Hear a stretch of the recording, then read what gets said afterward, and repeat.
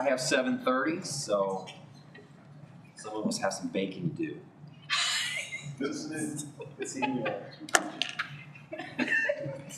gotta hurry. We won't take it lightly here at Public Works Committee. There's some serious baking. We'll start with some introductions here, and there's some new folks in the audience here, so I'd like to go around, starting with Councilman Spicer. Eric Spicer, Ward 4.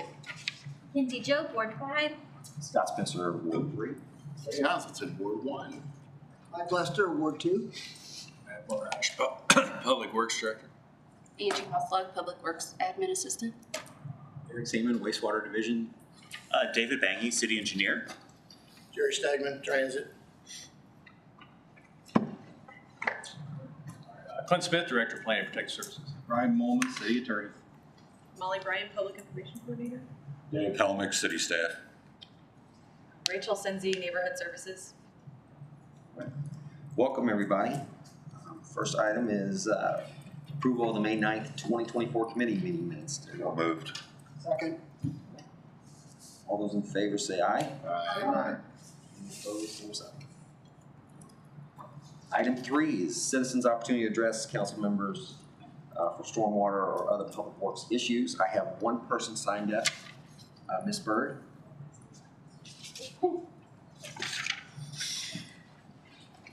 Welcome this morning. Thank you. Good morning. So my name is Amber Bird. I'm a part of the Northwood Drive residency and neighborhood. So I just wanted to talk about the two proposed items that you guys have on the new business for today. Mostly about the neighborhood improvement for the sanitary sewer as well as the stormwater and road improvements. So I've lived there since 2016. I kind of had the eyesore house of the neighborhood. So we gutted it, revamped it, did as much as we could to kind of make it not look like the neighborhood eyesore. But in the process of that, there are things that come with, older homes, and some of that is sanitary sewer and having septic tanks. Unfortunately, mine is a part of the group that needs to be repaired as soon as possible.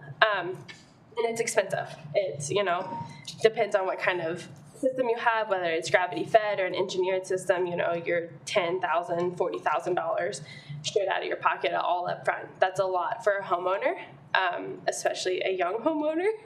So I think talking about the proposed possibility of adding sewer, we've had numerous conversations about having it run through the front so that we can service more people. Unfortunately, the only homes on the street, there is no one in front of us, right, besides Rock Ridge Road. So we talked about the possibility of running it through the rear. We've all purchased or in the works of purchasing the properties behind our houses so that is a possibility. I think that this is going to help provide us the ability to provide an easement to the city so that we can run it through the rear, and then as well, less work, less rock to go through, and then gives us the ability to actually tie in without having to do additional repairs to our homes. So I think that's a big one that I wanted to talk about, and then as well, the stormwater drainage. If you've ever been on our road, it's a private drive. It is maintained by us, the people that live on the street, and we are gracious that we have an incredible neighbor who has a tractor who every time it rains he goes through and regrades our road every week. Every time the trash truck comes down and leaves a rivet or a rut in our road, he comes through and cleans it all up for us. And I gave you guys pictures. This is a really good example on the packet, is that there are some ruts that are a foot deep, right? If you drive a car, that you're stuck, right? Luckily, we have a truck to help us, but if you didn't, you would not be in a good thing, especially with delivery drivers, Amazon trucks, Oats, transportation, those things like that. There's no way.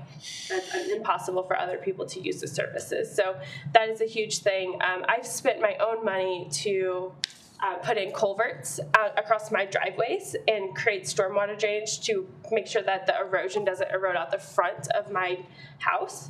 because that's a huge problem, especially with the amount of drainage coming off of the top of the road. I just would like to see some sort of improvement to our road.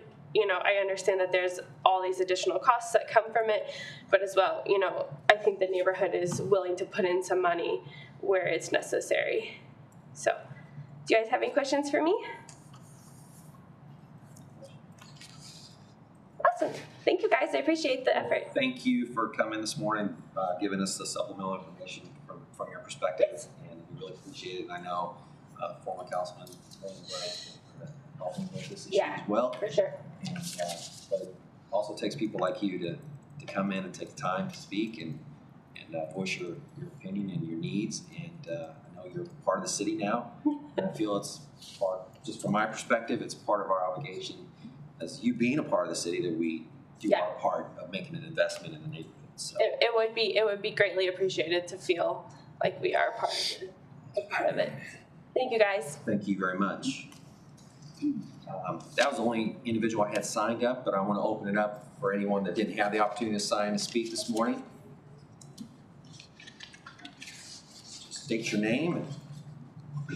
Good morning, James Noah, Jeff City Firefighters, Local 671. I was coming today to talk about some of the properties that are coming up for preparation for RFP and demolition. I know one of them that you all would be discussing today is 113 Adams, if I believe the numerics are right. And I know we got an abundance of properties on Capitol Avenue that will be a hot topic in the council meetings coming up in the near future. Just wanted to come in today and kind of restate our stance as Firefighters Local 671. Our goal and anticipation is whatever happens with those properties, it happens expeditiously.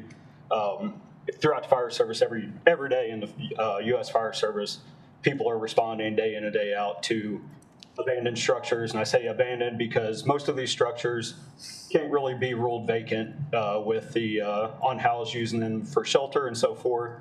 And it becomes a true life safety hazard for firefighters, law enforcement, everyone else that's responding into those structures, as well as the people that are seeking refuge there. Obviously, our main goal is life safety. That life safety passes down to first responders as well as those that are seeking refuge. Talked to several council members on the RFPs for Capitol Avenue. History is deeply rooted within the fire service. Appreciate history, value history, and everything else. But with that, I urge whenever that comes up for discussion and RFP acceptance, that something, some sort of timeline is placed on those properties to where they're brought up to a safe standard for those that are responding to those incidents, as well as those that maybe utilize them for shelter. And I appreciate city staff. They do a heck of a job of maintaining the security of those properties, and it's a never-ending job, and I appreciate that for sure. I just wanted to come in today and kind of state the stance of the firefighters. Our goal is to keep everybody safe in that regard and make sure we have no loss of life. Thank you. Any questions? I just wanted to say I definitely agree. Whenever it comes to safety, history is a secondary objective. So Appreciate that, Councilmember. Thank you for coming this morning. Thank you. Happy day. Thank you. Anyone else wish to speak this morning? Okay. Thank you very much. Moving on to item 4A, new business, Westview Sanitarium and Stormwater Upgrades. Mr. Seaman. Thank you, Mr. Chairman. So want to identify an immediate project and then some future projects for that area. The Phase 1 Sanitary Sewer Improvement Project would it would improve service to about 48 customers in South Brook Street, Jasper Lane, and Bagnell Drive. And then it's obviously the first project that would take place to improve service to the entire sewer shed. But we did open bids for that on Tuesday. So AG provided a handout of the bid and proposed legislation. Platinum Creek, doing business as PCX Construction, is the low bid at $2,062,129.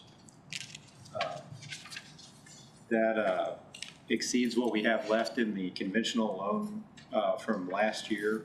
So I've got that piece of legislation and a supplemental appropriation for $225,000 to cover that.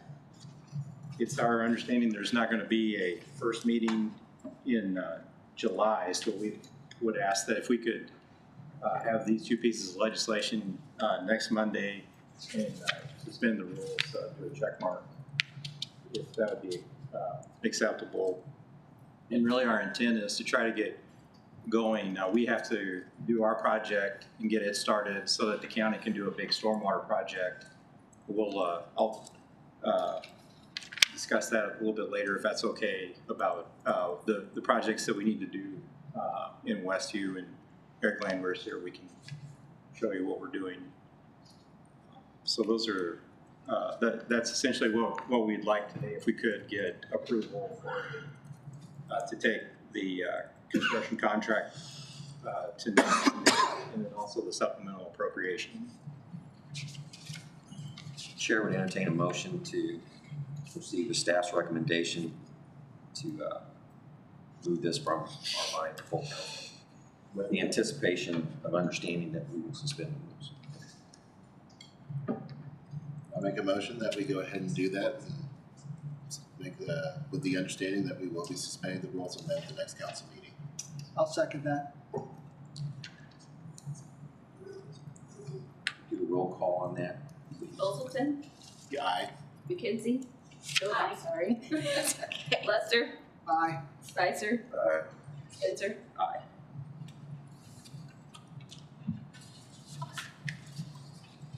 Moving to item B, the proposed neighborhood improvement districts. Mr. Seaman.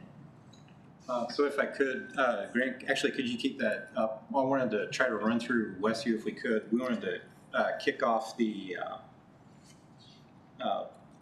public information for these Westview projects. So ours would be the first project done. The county is going to follow up with a big stormwater project for Bagnell Drive, Brantley Drive, South Brook Street, and Jasper Lane. So we're getting out of the way so they could do that. It'll help with localized flooding, and then there's some water quality aspects of that'll help with the subdivision. Then towards the end of the year, we'll have the Westview Pump Station contract, and that's we're out of compliance with wet weather issues. And there's also a huge worker safety problem there. That station is not up to current code, so we look forward to getting that improved for our employees. The second phase of the sanitary sewer would take us out along Bagnell Drive, several blocks across South Country Club to Leandra and at County Park Road. So once we get that done, we'll be in compliance with DNR as far as wet weather capacity. And then trying to run these projects together, that'll allow the county to come back and get all the roads overlaid and fixed. So we're trying to, if there, there'll be impacts to the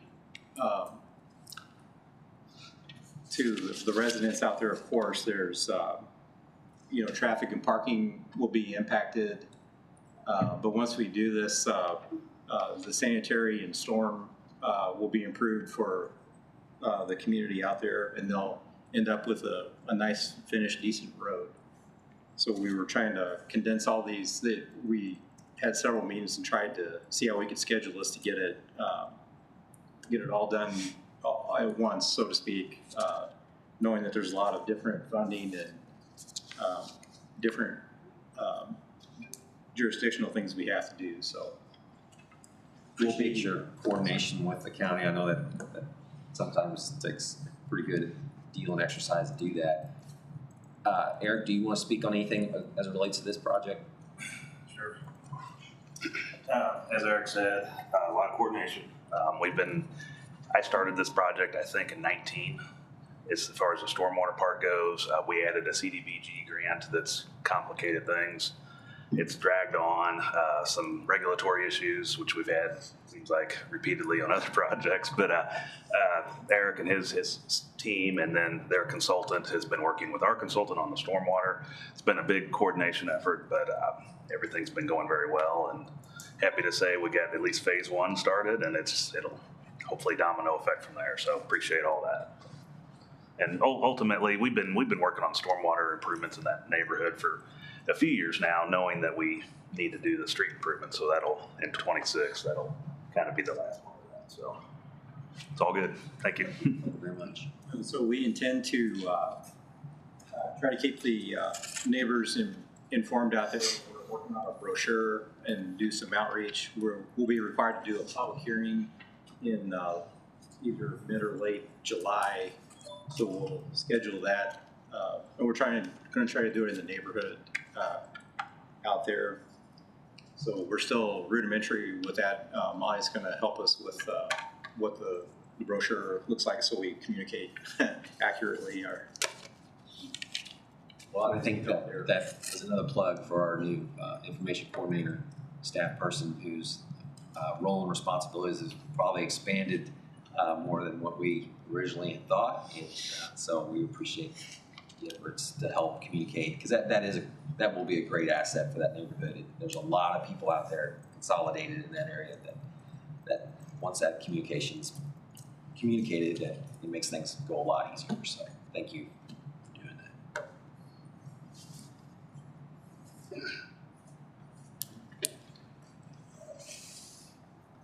And are you going to go ahead and speak on? Yes, sorry about that. No problem. So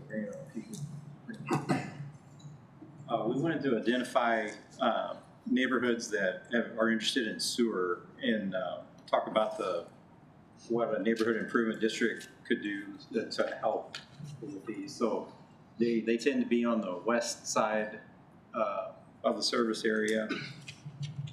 So the first one, of course, Mr. Bird spoke about, so it'd be Northwood and Norbert. And it's been discussed at a few of these committee meetings in the past. So there's the construction cost is estimated to be pretty high, but it's something we can work on. So the second one would be the Longview subdivision. So this is a little bit difficult to visualize, but it's going to be the west side of Covington Gardens, Section 5. So the top up there, you'll see it would be, so north is actually going to the left. So Hastings Road at Covington Gardens is at the top of the screen. And then the road you see down at the south is South Country Club. So this subdivision is contiguous, but it's in the county. So I guess we're kind of working with Gilmore and Bell to see who would be the jurisdiction to carry a neighborhood improvement district. It would be, I assume it'd be subject to annexation once the sewer is in.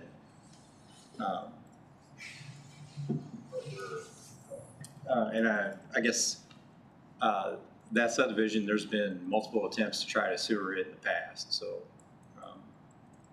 There's been some recent development out there.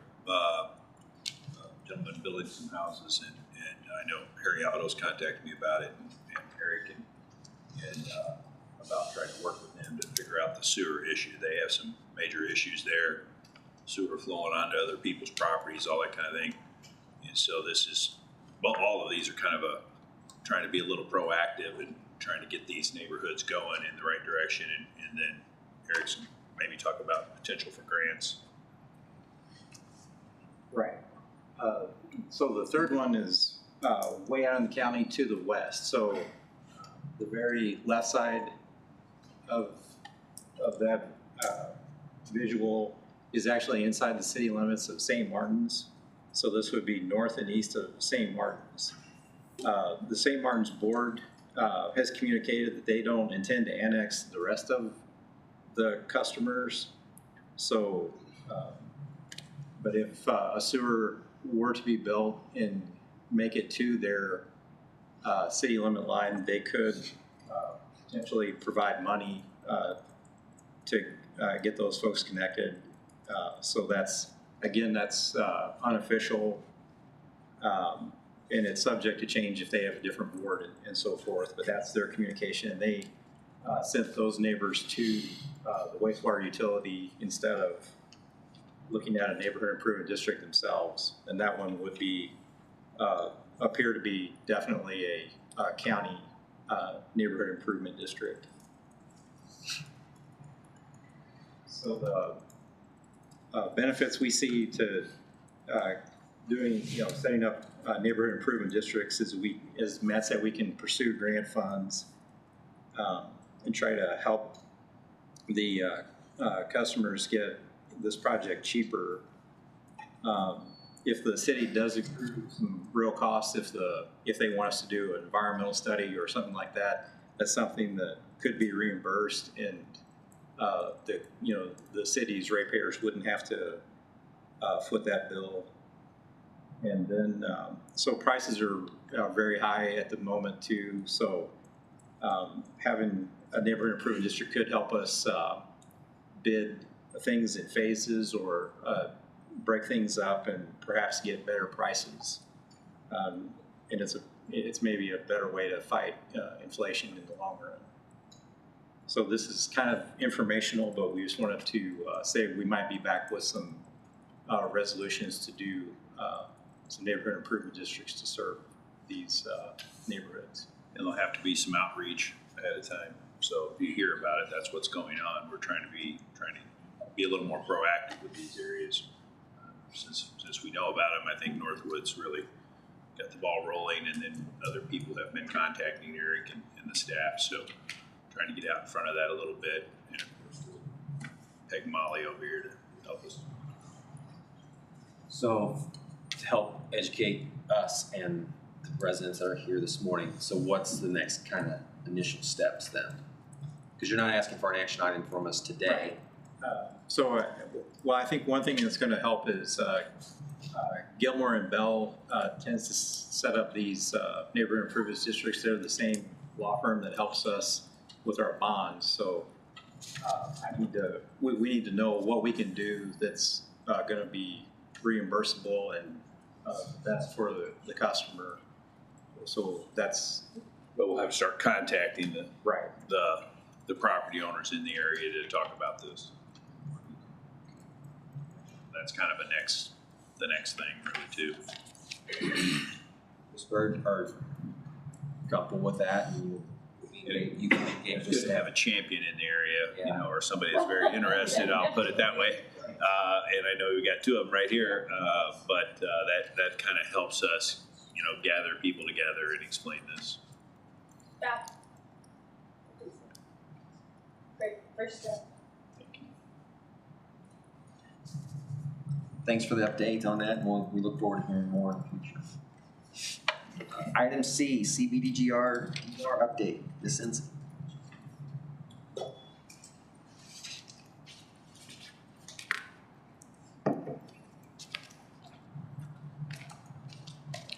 Good morning. Since we have new council members and it's been an ongoing project, I wanted to go ahead and give Public Works and Planning an update on our CDBG-DR progress. Just to give a brief overview of all the eligible activities, this CDBG-DR, which is Community Development Block Grant Disaster Recovery, was stimulated from the 2019 tornado under FEMA number 4451. So when we were planning for the projects that we could do with this funding, we wanted to target it to housing recovery. So we opened every category that we could under the Community Development Block Grant Program. So the eligible activities that we put up there were planning, affordable multifamily rental housing, infrastructure to support housing development, voluntary demolition, new single-family housing construction, public services, which is housing counseling, down payment assistance, homeowner rehab, and then administration and activity delivery costs. All of those activities, because it is HUD funding, have to meet 3 national objectives. So we have slum and blight removal, which is usually falling under your demolition category, and then LMI, or your low to moderate income activities. 70% of the CDBG-DR funds have to meet that LMI threshold, which is why all of this funding is targeted towards affordable housing. And then we have the urgent need category, which this is disaster recovery funds that we could tap into. But again, that can only be 30% of the overall funding. Our current budget for CDBG-DR is up on the screen. Some of the cost categories are a little bit different than what we've demonstrated before. The State Department of Economic Development requested that we break down our admin into program delivery buckets, so that's why you see a little bit, dollars and cents attached to the budget. Currently, we have $4.9 million budgeted for affordable rental housing, which is the multifamily program that Stronghold Landing participated in. That $2.2 million obligation that's up there was what they were obligated for the LIHTC process. Currently, we have $250,000 budgeted for planning that is required from the state. So we know that out of that $7.3 million that we received from the funding mechanism, we have to do some sort of community resiliency planning. One of the things that has organically popped up throughout our housing discussions with the community, Capital City Housing Task Force has gathered a group of community stakeholders that have requested a housing strategy. And the difference between a housing strategy and the housing needs assessment that we completed a couple years ago, the housing needs assessment really identified your data. Do we have a housing problem? What kind of housing problem do we have? Gaps in analysis. The housing strategy is really taking some of the implementations and being able to create a playbook or a roadmap and allow the community to prioritize what activities that we're going to take towards housing. Also allows us to measure it a little bit better. Are we being successful? Are we not succeeding in certain areas of our housing challenges? Affordable multifamily rental housing. This is the largest budgeted category that we have under disaster recovery funds. As I mentioned earlier, we did obligate $2.2 million to Stronghold Landing, and they were awarded the low-income housing tax credits, the 9% tax credits, during the last funding cycle. We are gearing up with 2 developers currently that are interested in pursuing LIHTC. We have been working with MHDC, the Missouri Housing Development Commission, as well as the Department of Economic Development to make sure that our programs align. Timeline, the city will be operating the proposal request this year instead of the Department of Economic Development. So we're hoping to have that proposal request out sometime in July for our developers to apply. Rachel, can I ask you a quick question? Going back to the planning, who would be taking the lead on the housing? It's not a study or The strategy. strategy. I mean, yes. So the Capital City Housing Task Force has got together JC Rep and realtors and a really good gathering of community stakeholders, and they have been pushing the strategy. We will support that and we will fund that, but it's going to be the Capital City Housing Task Force that really kind of takes that under their wing.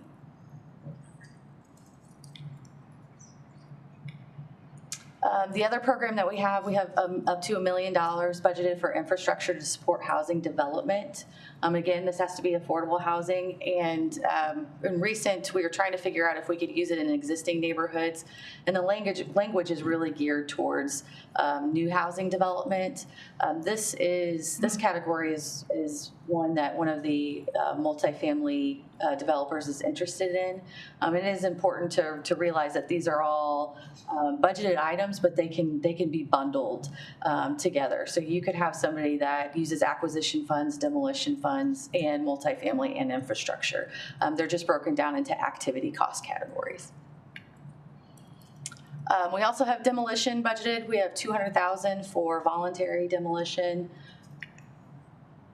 New single-family construction, currently it's 521,000, almost 522,000, and that provides up to 25% of the total construction costs. This program, and again, we talk about bundling these activities. We would utilize housing counseling services as well as down payment assistance. So all three of these activities would operate together if this program gets opened up. Homeowner rehab, currently have budgeted $200,000. That's for individuals that can apply for up to $50,000 to rehab their home that still has tornado damage. It's important to note that we cannot duplicate private insurance or FEMA individual assistance. Is the process set up for that, or when will that be set up? Yeah, so it's a good segue into my next slide. The timeline, because we have these different mechanisms and we're trying to leverage our dollars as far as we can, we have the planning that we're currently working on an RFP with Capital City Housing Task Force for that housing strategy. That's currently happening. Demolition, we've been going to partner with property maintenance. Mr. Helmick is going to work on the demolition program with us. He recently went to HUD NEPA training. And so once we get kind of MSP cleaned up on the demo and the News Tribune site cleaned up on demo, we'll turn him loose on some of those activities. We also have the multifamily, and I mentioned that we're currently working with the two developers. We won't know if they get awarded the low-income housing tax credit until December. So what we're going to do, and this will be really the last year that we can pursue those funds as far as the timeline goes. So once we know how much we have left, then in January of 25, we're really going to look at opening those other programs. That way we're not double dipping in obligating funds when we have a larger project that needs a little bit more leverage. So that's really where that planning goes. I will say we will likely amend the budget. Anytime that we amend a budget, we have to have a public hearing process. So it's kind of a big undertaking. It'll take a minimum of 3 to 4 months to amend our budget. One of the things that we're looking at is dropping off the homeowner rehab. We feel like it's been a long time since the tornado, and finding applicants that can do that tornado tieback of still having damage to their homes is going to be challenging. But what we can do with our already existing programs is we already have an emergency home repair program under our entitlement community development block grant program. So we're looking at increasing the funds that those folks can get from $5,000 to $30,000. So it's a little bit more impactful, and we don't have to have that tornado tieback. It's just, do you need to have some home repairs done?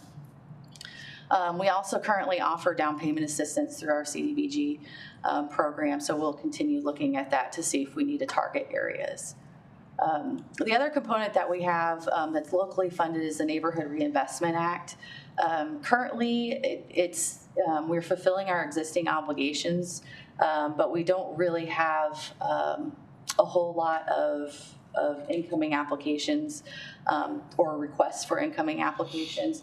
So we're going to look at maybe after the housing strategy and after some of these fundings go through, see if we can do some code changes to that program. That way we can have a little bit more of a sophisticated target when we're targeting those funds through housing. And that's really all I have for the updates. I'd be happy to answer any questions for you on this program. I had a couple real quick. Do we have a tracking history of, as far as the down payment assistance? Have we ever spent down those funds? Because I just don't think we communicate that very well to the public, that there's that pot of money. I know it's not a lot, but I mean, it could. Yeah, we pretty consistently. So we actually have two programs that provide down payment assistance. One through the CDBG program, and that's income based. So if you qualify economically, you can apply for down payment assistance anywhere throughout the city. And we also have the Neighborhood Reinvestment Act that will provide up to $5,000 of down payment assistance, and that's location based. So anywhere that's within that old town boundary, so really anywhere that's in our central city, you can qualify for that as well. Both programs run out of money every year. We have had some challenges in our last HUD audit that we had. We weren't compliant with our lead-based paint testing or housing counseling services. So we have seen a dip or a decline in how many people are applying because it requires so much advanced work, not able to do in a 30-day close window. So we've seen a decline there, and we're trying to work with our lenders and realtors to try to get ahead of that curve so that way folks can still utilize the programs. Can you give us an update on the transformational housing project on Jackson Street? I periodically go through the Capitol Avenue area, and it just doesn't, it seems like it's at a standstill. Yep, and that was, so we just recently went through their environmental review process. It took almost 2 years to go through. We had to do an MOU with the SHPO, which took some time. And then we had some challenges with staff turnover on the DED side. So we did receive our authority to use grant funds. We've been working with them on procurement. We have agreed to, as a city, to procure on their behalf. So some of the asbestos and lead contracts will come through here. So instead of, and what that does is it eliminates any compliance issues that we would have on our end if somebody else were to control that process. Also, instead of having them spend the money to pay the contractor, we just take it out of their grant funds. So it just cuts out 3 or 4 steps of paperwork on our end, and it makes it a little bit more efficient. So you will start seeing those contract requests come through council. So the project is moving forward. It is, and they should. They'll have to do asbestos and lead abatement first, and then you'll start seeing some of the exciting stuff where I think masonry's next, where they'll start bringing in people to secure it, and you'll see the demo of the front porch during asbestos and lead abatement. Any other questions from? Thank you for the update. Appreciate your time. Yep. All right, item D, Chapter 8, amending the abandoned building properties. Mr. Helm. Thank you. The city of Jefferson has had a residential abandoned building program since approximately 2012. Our residential program very closely replicates what the state statute is and what the other communities in Missouri do. Over the last 6 months, we've had discussions about the potential need for a commercial program. With the commercial, it's a little bit more challenging because there is no state statute on commercial abandoned buildings, and there's less local communities that do commercial. They do residential because it's easy and it's bound by state. So working with law and some members of the community and different people, we kind of ran through and came up with some changes to our existing code.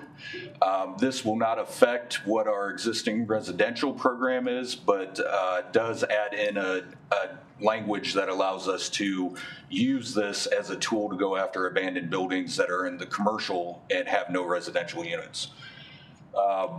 So basically, real quick, through the code, and I believe this was probably included in your packets, the actual code language. We've added some definitions, and we'll go through them more here in a minute. We established some commercial registration fees. We also added a criteria to be removed from registration. That will be for both residential and commercial buildings. That was something that I wanted to put in there because there wasn't a clear what we expected for people to be able to be removed from that. So this is a good opportunity to do that. And then because we did add that section, we had to renumber some of the last sections just to make room for it. So one of the first things that we did, we added the definition, which is evidence of abandonment. This is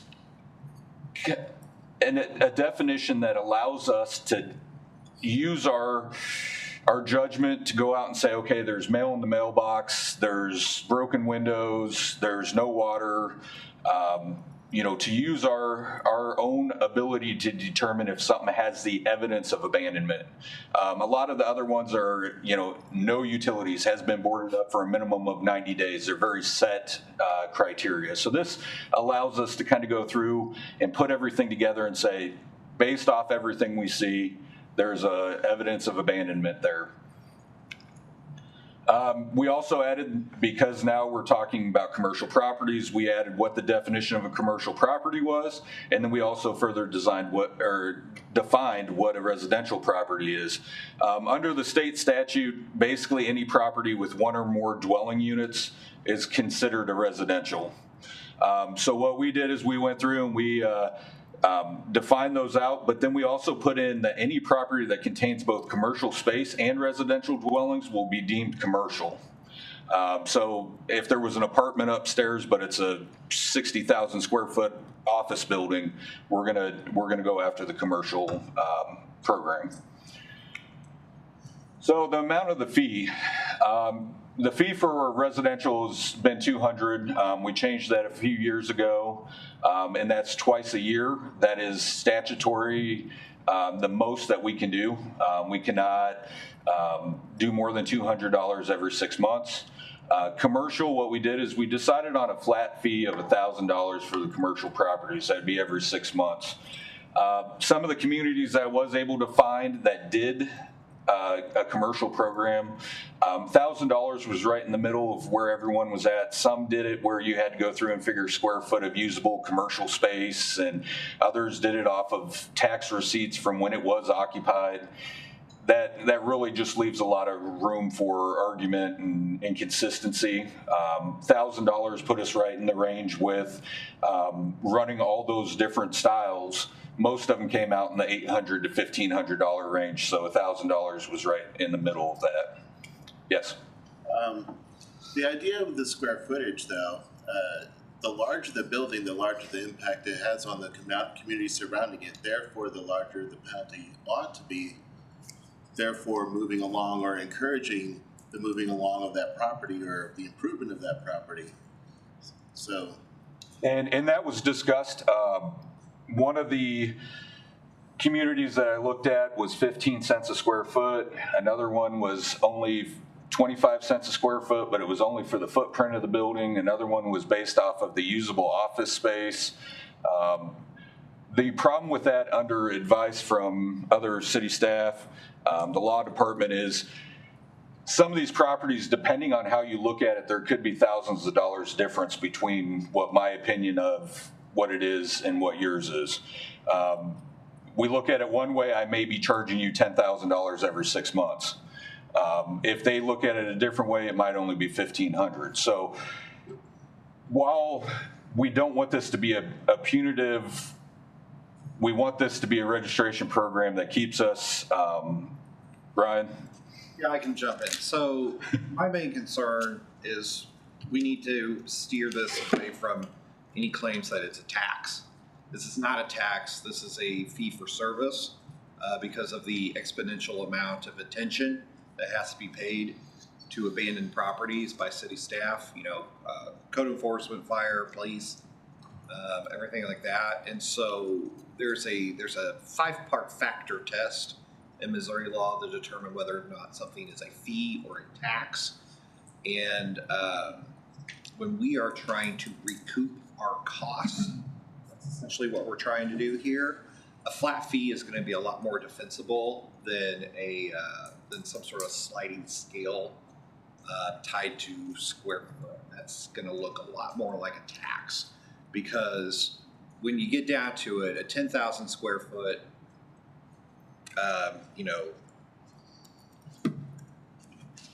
commercial building, the amount of attention that has to be paid to it isn't really that much different than a 50,000 square foot.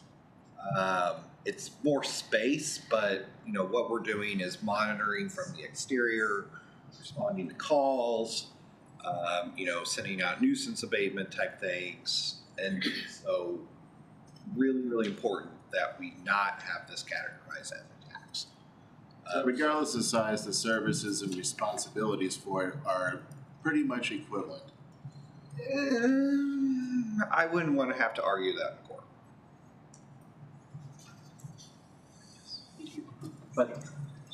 But you found jurisdictions as high as $1,500 for the cap on that. Yeah, I mean, in some of them with the square footage, there isn't a lot of communities in Missouri that have a commercial program. I was able to find a few. Now, if you go outside of Missouri, there's a significant number of commercial programs, anywhere from $1,000, $1,500. A couple of them in Missouri were the 15 cents per square foot and the tax records. When I ran the numbers for the known abandoned commercial properties here in town, it went anywhere from $600 up to about $1,750. Depending on which scale you did. So that 1,000 was kind of in the middle. And what to remember is this is $1,000 every 6 months. And then on top of that, there's a $125 fee for not paying on time. So realistically, if we have an absentee landowner, property owner that is not paying on time, we're doing over $3,000 a year is what this is going to build to, the way that it's set up here. What that does is if they do not pay it, that's going to continue to build, gives us standings like Capitol Avenue, different areas where we had to go through and do abatements and back taxes and liens on properties.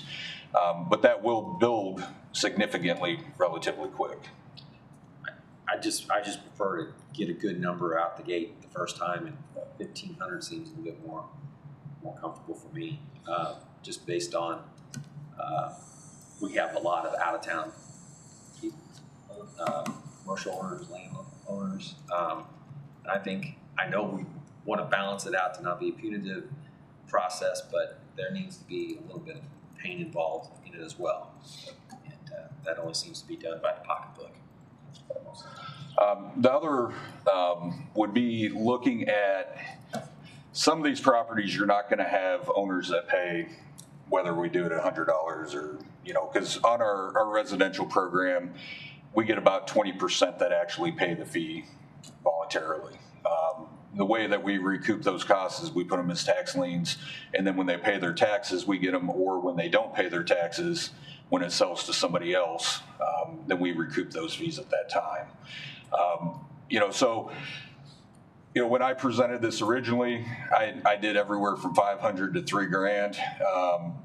I am more than happy to make that recommendation and change it if that's what this body wants, as long as Ryan would be good with the 1,500. I'm sure we'd have to discuss it. But that 1,000 is just kind of what we settled on. So some of our abandoned properties or apartment complexes, is there any way we can push apartments into commercial in terms of this? So if we would look at doing that, we would then lose our defense of it being bound by the state statute.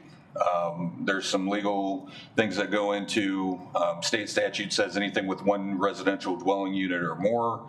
That allows us to easily apply tax liens. It's defendable. Ryan? So our residential program follows state statute. And so if we're going to depart from that, we would risk not being, we would have to be able to defend that on our own, as opposed to following state statute. So we are home rule. We have some flexibility, but my advice is whenever state statute is available to set forth a program, it's usually best practice to conform to that as much as possible. So while I certainly understand the sentiment, even on apartment buildings, conforming to the state statute is still Is the state statute flexible enough on the residential to, instead of a complex of 20 apartments being considered one place, is it per unit, right? So if you got 20 dwellings, then that's 20 penalties if all are vacated and considered abandoned. I'd have to research that. And it does say $200 per property. So, okay. So, but in the spirit of Mr. Councilman Lester's question, I mean, we are talking about a for-profit entity that's making a commercial transaction with a tenant. I mean, I kind of do agree with that sentence. Thank you. So the other really important thing we entered into the ordinance is Section 8-158, removal from registration requirements. This is going to apply to both residential and commercial. It's something the code's been missing, something I've wanted to add for a while, and since we're looking at adjusting the code, we might as well put in some language.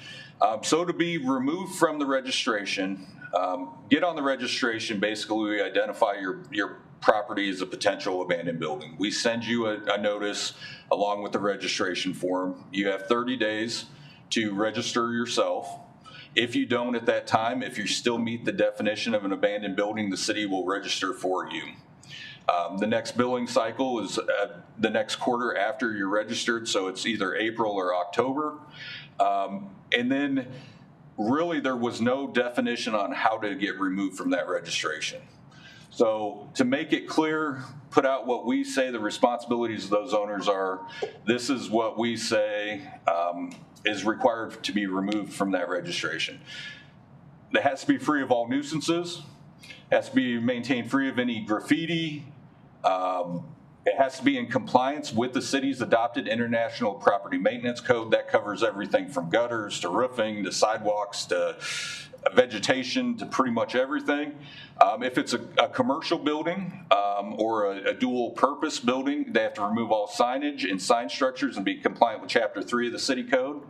Any pools, spas, or other water features have to either be working, or the water has to be treated to remain free of pollutants or debris, or they have to be drained and kept dry. And then the real important one for the safety of the community is F, keep all fire protection systems intact and in functioning. And then the owner wishing to disconnect the systems must provide notification to ourselves, the police department, fire department, and have the building free of any materials or fire load beyond the structures itself. So you couldn't have a structure that's completely filled with hoarded material, with flammables, anything like that can get removed from this list. It needs to be just the building itself, or you need to have a functioning fire protection system intact and functioning. Be maintained weather tight and secure with intact windows and doors. Board up doesn't work. So if you have a boarded up building, if you want to come off the list, you need to replace the windows and doors. And then be current also on all taxes. This would pertain to residential and commercial properties. Gives us a little bit more of this is what we expect. If you want to come off and you want to get the billing to stop, here's your simple, this is what you need to do. And so those are the changes that we put forward. We can further have the discussions on the dollar amount. But I guess at this point, we're looking at, is this something this body's interested in us pursuing further and potentially taking forward, basically just looking for guidance, what you'd like to see. Yeah, I appreciate all staff's efforts in this process. My personal opinion would be, I would like it to be kind of a wrapped up one package deal be brought back to us and to be voted out of this committee, full support in front of the council. All right. Thank you. I think you have the next item too, the Reynolds. We're going to tag team this one, the next one. All right, cool.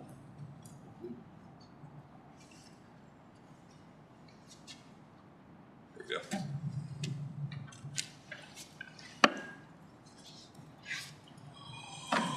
So this topic is regarding rental inspections. Specifically, would be interior rental inspections. This is the first time I think this body has heard some of this presentation or discussed this option. I think it was about a year ago that it came before Public Works and Planning. Staff at that time gave an overview of some of the research they've done. We felt it appropriate this time, I think, bring it back just because we do have some new members of council to kind of refresh, I think, what this potential program could be. So we're going to go through a little bit, kind of give some a little bit of background about what it is, what the objectives of a rental inspection program would be, and really what the initiation of bringing this in front of the committee, where that began, and kind of what what was guiding this program and for staff to work on that. So in the end, we'll give also a little bit of direction on where staff is looking to take this, kind of our next steps. So I'll kind of give you a little bit of background. So right now, our current program for rental inspection is we have a landlord registration program. If we were to initiate an internal inspection program, obviously that is a significant step. That's a significant program. Many communities do have those, but if we were going to go that route, what's the goal of that type of program? So here, really, we've listed some of those kind of goals of what a city would expect if they initiated this type of program. Generally, what you're looking for is really to protect the health of residents. We are not inspecting the interior of some rental programs. Some of those outcomes could be structures that deteriorate over time and are not providing a safe and healthy living environment for residents. And if we're not accessing those properties and inspecting those, and a resident is not in a place where they can report those issues or comfortable reporting those issues, some of these can basically prolong and exist for extended periods of time.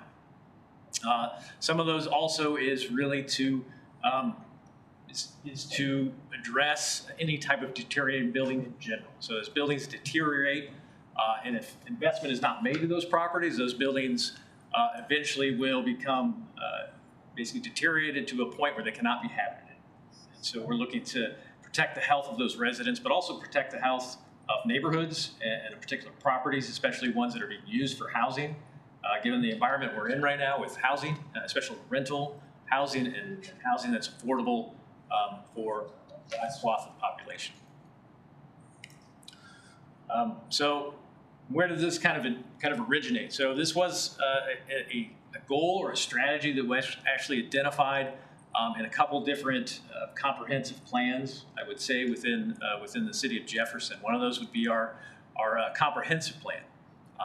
It was a strategy. It's a little hard to read here, but basically the strategy for that general principle of enhancing Jefferson City's housing environment. That strategy was to implement a rental inspection program, exterior and interior, to guide the proactive maintenance of the city's housing stock. So that goal is something that staff would basically look at, basically those goals within the comprehensive plan to kind of guide our work program through a year. So this is something that we would look at to kind of take up and work on. And like I said, we have a little bit of an idea, kind of a roadmap on how we would approach initiating an interior rental program. And we'll turn that over here in a minute to my other staff, and we'll kind of give you a little bit of overview of that. I think, so basically our inspection program options. So these are generally the kind of things that we would put together as far as if we got to the point where we were going to implement this program, what it would entail and what kind of resources we would need to actually initiate this type of program, and what our staff and additional resources would be going towards. So generally, inspection program one includes an annual inspection of all units. That's one option. And there's different tiers, different communities we've looked at have different programs. There is no one-size-fits-all type of internal inspection program. So part of kind of our additional research and implementation strategy for this, we'll be looking at different options that we might bring back in front of this body and to council to look at really what the best program for this city would be. So one of those would be an annual inspection. So that would be going into each individual structure every year. Another option would be every 3 years. And then the third option would generally be about every 5 years. So these are specific examples we've seen. Basically, we'd have to tailor it to what we think is the best options for the city. And the fourth option there is to continue what we're doing right now, which is exterior inspections. So we do exterior inspections annually.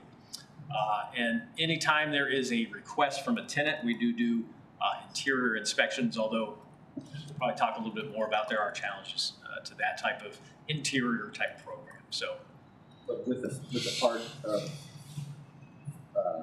option 4 that you're currently doing, not just only exterior, that I consider that drive by and stopping and looking at particular areas of the exterior, but entering the building to the common ways.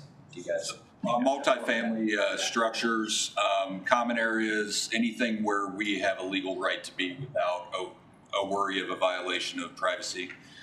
So it includes driving the parking lots, common areas if there's a walkway, the old heritage apartments, we walk down those hallways because it is a common area. And then also a lot of times on those inspections, we run into tenants who want to show us, their units, things like that. So with their permission, we're able to enter into those units and do them. So we do that every spring, along with our street by street review that we do 3 times a year. So we are getting eyes on it. It's just, if you don't have a tenant that feels comfortable complaining, if the outside's kept up, we don't know what's going on inside.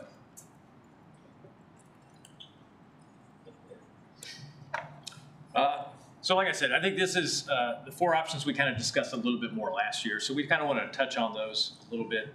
A little bit more of this conversation is going to focus, I think, a little bit on some specific examples we've got. So right now, I'm going to turn this over to Dave, and he's going to give you a little overview of the research he's done on some of the other communities that he's found that have the internal inspections.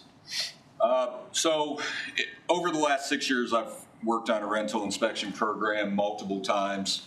For today's presentation, I included just a couple to give you an idea of what some of the local communities that are closer to us are doing. We could always look at a hybrid of these systems. We can change them. Like he said before, there's no one fits all. So Columbia currently requires all units to be inspected every 3 years. If the property has no violations during that time, they can do a voluntary extension for another 3 years. So if you've got a good property owner in Columbia that doesn't have any violations, they're maintaining their property, they could go 6 years between inspections. The inspections are completed by a city inspector. One thing that's kind of unique about Columbia versus a lot of the other cities that I look at is they actually have in their ordinance where they have a list of HVAC system providers that can come out and do an inspection on the HVAC system. They then sign an affidavit and send in their inspection form to the city. That inspection's done at the landlord's expense, but it is part of that inspection. So city staff is looking at the life safety stuff. A trained professional is coming in and basically doing a full look through of all the HVAC system in the structure. So it's kind of a twofold attack. There are fees associated with the Columbia program. Inspection fee is $60 per building. That's a flat fee per building. In addition, $26 per unit inspected. Then there's other fees if you have to do a reinspection because they fail, it's $43. If the landlord doesn't show up, it's $34. If there's a renewal fee, so for that renewal once you're already certified, it's $43. Every unit is inspected, but on buildings of 30 plus units, 30% of the units are sampled. So that would be a random sampling. When the inspector shows up, they basically just say that one, that one, that one, that one, and those are the ones that are inspected. It's not where the landlord's gonna say, well, I want you to inspect these 5 empty ones, because those are good to go. It'd be a random at the inspector's choice. So that's a real quick run through. I have lots of information on what their checklists look like, information like that. But this gives you an idea of what their program is. So Moberly, just randomly picked that one. All units are required to be inspected and on change in occupancy. The inspections in Moberly are completed by a fire department city inspector. Inspections are scheduled in 1-hour blocks. There's an inspection fee of $45 per building and $1,000 if the unit's occupied, or sorry, $100 if the unit's occupied during the inspection, and then a re-inspection fee of $25. So what they're real heavy on is in between tenants, they want that building to be inspected once the tenant moves out before the next tenant moves in, whether it's commercial or residential. And that's why there's that $100 fee for occupied dwellings. They really encourage it to be, between occupancy. The permits are valid for a year, which is about 50% of the communities I look at have an annual program. A lot of them do have a stipulation where they can do a renewal or self-certification to extend that for another period of a year or 3 years, depending on what the program is. We have, based on programs like this, 7,000 units, give or take. To do a program like this to get it started would take about a 3-year implementation with some additional staff. And then once you get through it, then you'd have re-inspections and renewals on kind of a sliding scale, and it would stabilize after those first 3 years. But those are just a couple of the options, give you an idea what the 4 options he talked about look like if you actually put them in place. Here's one that's annually, Columbia's a 3-year, and then of course we have our current program that we're doing where it's exterior inspections only.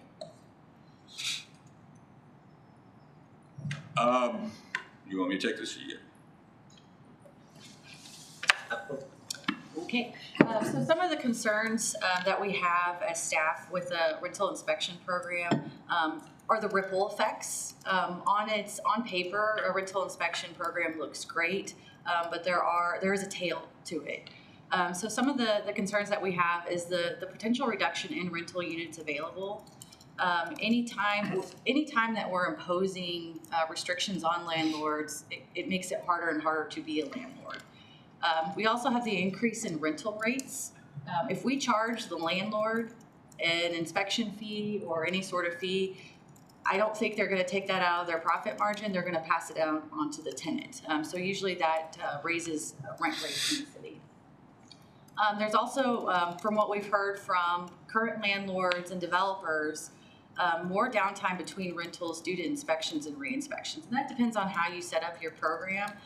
If you are requiring any sort of occupancy, then it becomes, they're waiting on the city to come in and inspect before they can put a tenant in. And every landlord that we've heard from that we communicate with housing says they have a long wait list. So then we would just be extending that long wait list. Also, of course, there's complications from tenants and landlords just with the current condition of the property. And one of the other concerns that we bring up is if we start going into these properties, we have a very blunt tool. Once we go in, if a property is uninhabitable, you're making those tenants homeless, whether it's their fault or the landlord's fault.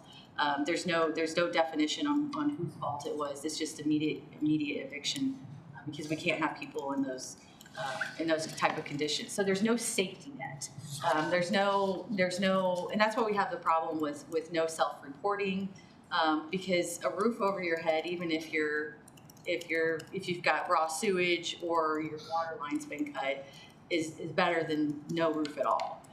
So being able to figure out how we can do that without having these devastating impacts. Like let's get ahead of it. Let's try to produce that safety net before we go in. But at the end of the day, I think this presentation and what other communities do demonstrates that there's just not a one-size-fits-all approach.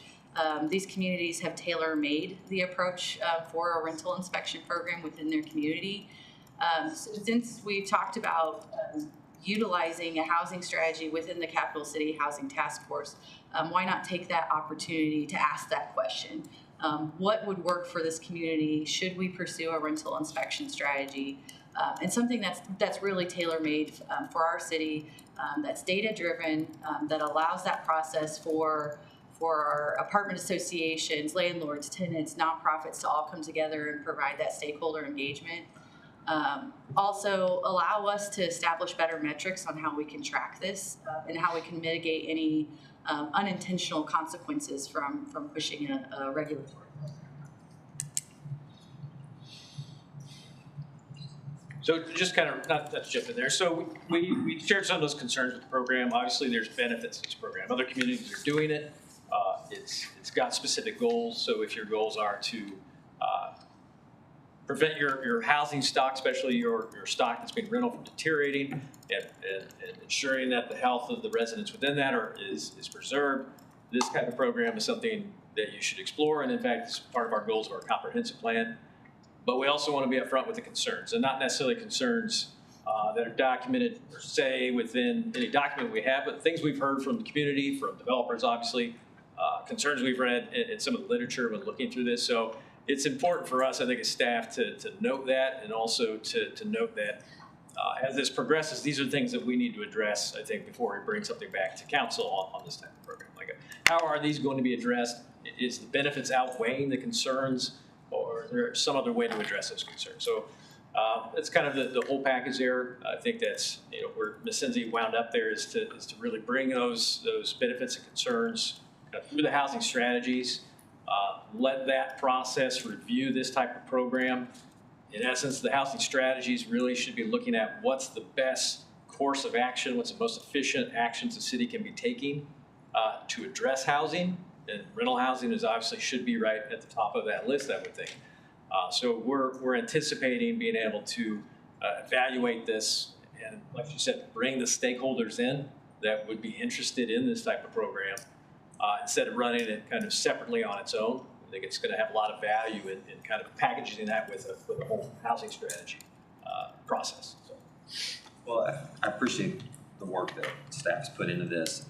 I guess from my quick perspective is there needs to be something brought to the community to cover a lot of different concerns. Number one, for me, I don't want to put an additional burden on good quality landowners or landlords.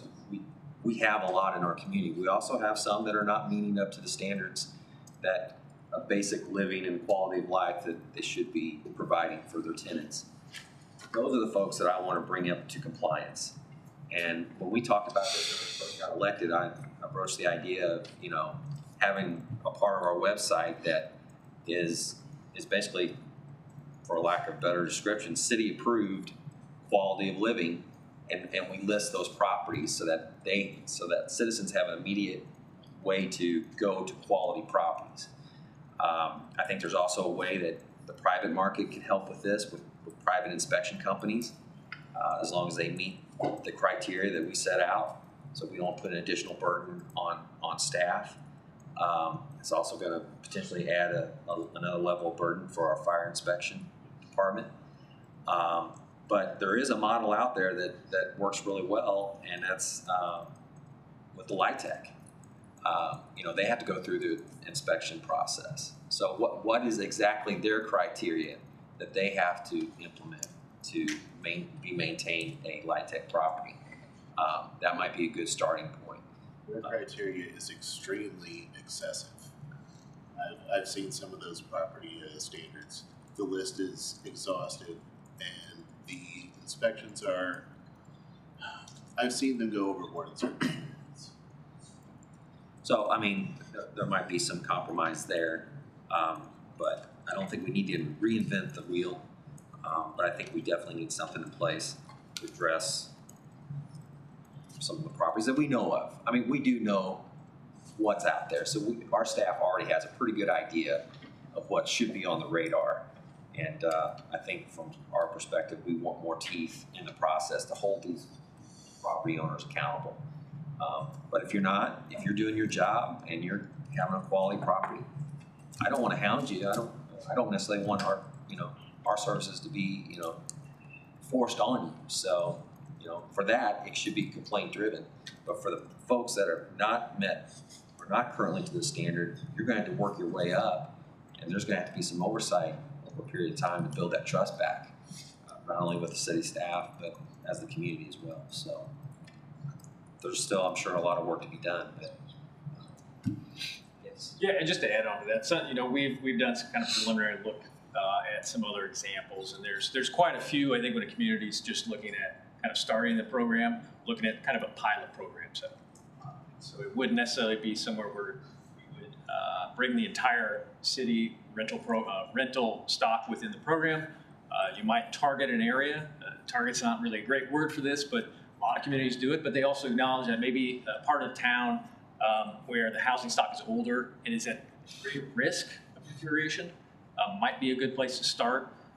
And then basically look at an area to make where that rental program would be effective, and then have the metrics to say, is this program actually affecting any change? Are we actually having a benefit to the community in this area?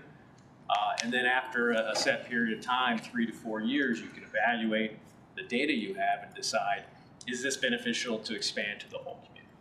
So there's a couple benefits to that. Obviously, it's a little easier to start up if it's a smaller area, less staff time, less staff resources. Perfect process too. Yeah. And it would let you target maybe areas where you thought those concerns might be highest. And you do run the risk, though, of looking as if you are targeting, again, an area, but I think as long as you come in with specific goals in mind, like what are we trying to accomplish in the area, I think, that kind of backs up that type of pilot program. So, yeah. So with the pilot program, are the landlords volunteering or being voluntold? Because that, you touched on it, where if you're targeting people, it's like, oh, we ran this pilot program and got the results we wanted with this targeted area.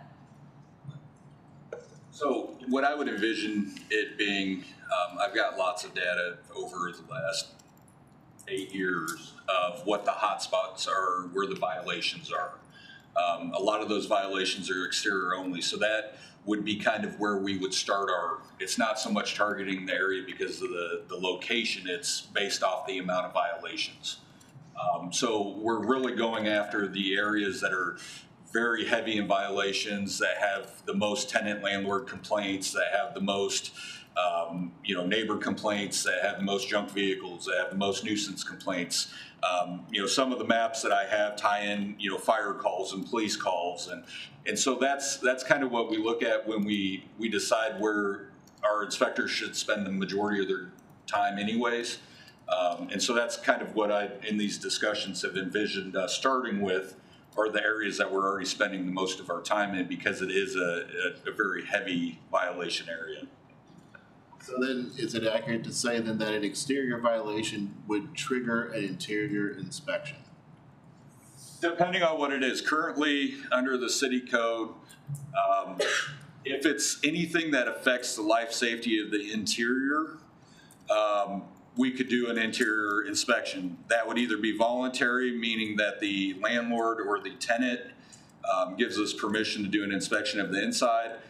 If they refuse entrance, then at that point we apply for an administrative search warrant, and we execute that search warrant with the assistance of the police department, and we do a full inspection of the property. Now, if it was a pilot program, all the known landlords in that area potentially would receive a communication saying, we're starting rental inspections in this area. Here's what we're looking at. These will start in 90 days. And at that point, it would just be us doing whatever inspection program comes to life for all the rental units in that area. But the reason why we chose that inspection area was based off their violations. So currently, exterior violations do trigger interior inspections, but only if it's life safety, because we have to have a reason to enter into the property. But with the pilot program, though, that wouldn't necessarily trigger that ability to.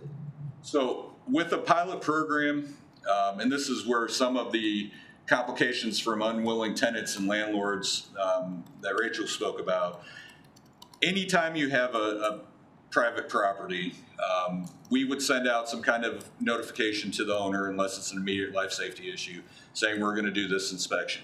The tenant or the landlord can grant us access, whether it's a pilot program, whether it's the current program. If they refuse, our only recourse is to have enough information to apply for a search warrant. Whether it's a private, it's a pilot program or the current program, if we have unwilling tenants or landlords, that would be our recourse.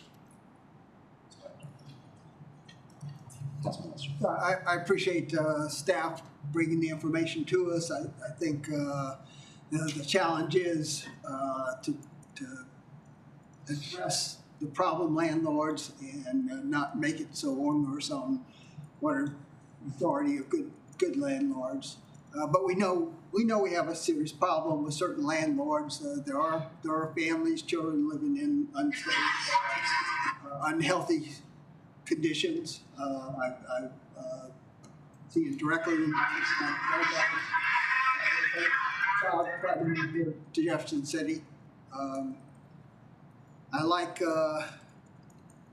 Moberly's approach in the sense that, yeah, it takes care of not having a safety net, and we have such a constricted housing market. So I like that part of it, only looking at vacant when turnover happens, but doing it systematically and so we cover the whole area. Anyway, I appreciate what's being brought forward. I think we certainly need to do something.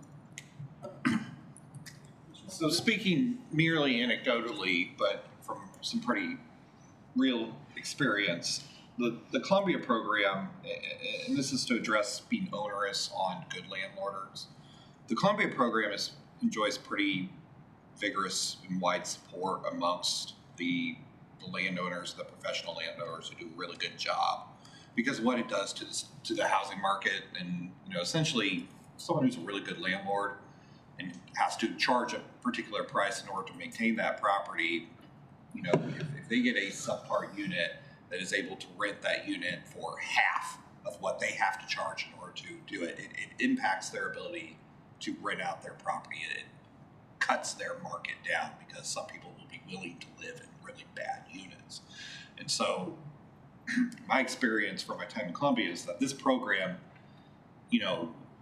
the good landlords are participating in it and are doing so willingly because of the benefits that they derive from it, because what it does to the overall housing market. And so while I certainly get your concern, I think it's a valid concern, anecdotally, what I have seen is that programs like this enjoy high support and are willingly participated in. And as I think Dave showed, a good landlord that doesn't have any violations can essentially avoid a actual inspection. It's 6 years, so you get an inspection, no violations of any type. You can do I think it's a self-certification at 3 years, and then it's another 3 years before an inspection comes in, because that becomes a very, very easy program to participate in if you're doing what you need to do. So while I get the concern, in my experience, the concern hasn't really borne out, and I think it would be incumbent on staff and our community partners to make sure that we're communicating those benefits to our quality landlords, and that showing that this is a worthwhile program, not only for general public safety, but ultimately for their own pocketbooks. That's my experience. Yeah, and just kind of touch on the idea of a pilot project, and that wasn't meant as a suggestion, anything we're pursuing at this moment. I think it's an option we've seen, so just to present, I think, kind of a broad idea and broad range of ways that this could kind of be initiated. But also to say this isn't necessarily going to be a short process. We understand that this is going to have some impacts on the community. So we want to make sure that we're doing our due diligence and looking at all these concerns and all the options. That's where we think really the housing strategy is going to provide a lot of value, because it's going to bring in the stakeholders of the community that is dealing with housing. And so they can kind of wrestle with some of these concerns and some of these different ways to address this type of program. I think that's going to be invaluable in the context of having a housing conversation, so that we can bring something back that I think all parties maybe not fully endorse, but can acknowledge that we've asked for input and really tried to address kind of all the angles of how this could have negative impacts and positive impacts. I mean, that's essentially why it was in the comp plan, why we're discussing about it, is it can have some positive. And right now, I think what we're asking from here is to get this feedback, kind of have a plan on how we want to move forward with it. If there's more specific direction you'd like to provide right now, we'd be open to that. But that's kind of our plan right now, is to kind of make this part of the conversation with the housing strategies.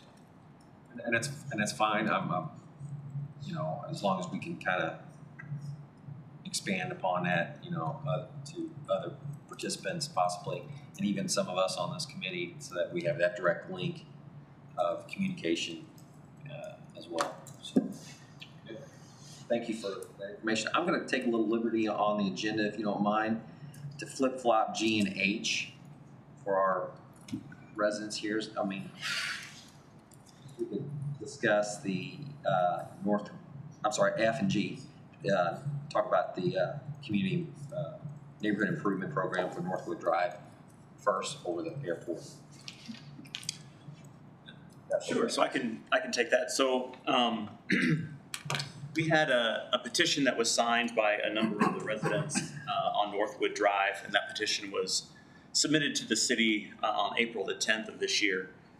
So we took a look at that petition, and just there's a couple of notes there at the beginning of the memo that's included in the packet that sort of look at some irregularities perhaps in the petition versus the language that's in the code itself. One of them is the date ultimately in which it was submitted. The date in the code basically allows for staff to address or evaluate what could potentially be the number of petitions that get submitted, have some time to do some preliminary engineering to come up with some accurate cost estimates to present before the budget cycle begins. And so that's why that date is in the code. And so there was some difference there between when that was submitted and what the code actually says. Also, there was a couple of issues regarding the percentage of participants who signed the application, or and so that was, the code requires greater than 75% of the adjoining property owners sign the petition. In this instance, if we consider a property owner who owns 3 properties on the western side as a single entity, then the petition was signed by exactly 75% of the homeowners, which is not greater than 75 as called out in the code. But if they were considered separate, then of course they were at 60%. And ultimately, the signers of the petition represent about 42% of the property along the street. So just a couple of things there with the code and the petition itself. We looked a little bit then at, and you can see on the map, of what we were proposing or thought the road could look like. Ultimately, we were envisioning a 20-foot wide asphalt pavement. Right now, the current street is about a 12-foot wide gravel street. And as Ms. Bird indicated, stormwater is an issue with this street, and certainly to try to correct those issues, we would be looking at installing new culvert pipes and a new ditch along what would be the eastern side, which the photo's laid on its side, which would be the bottom of that street, as well as putting in a ditch on the western side, which is the upper side of the photo.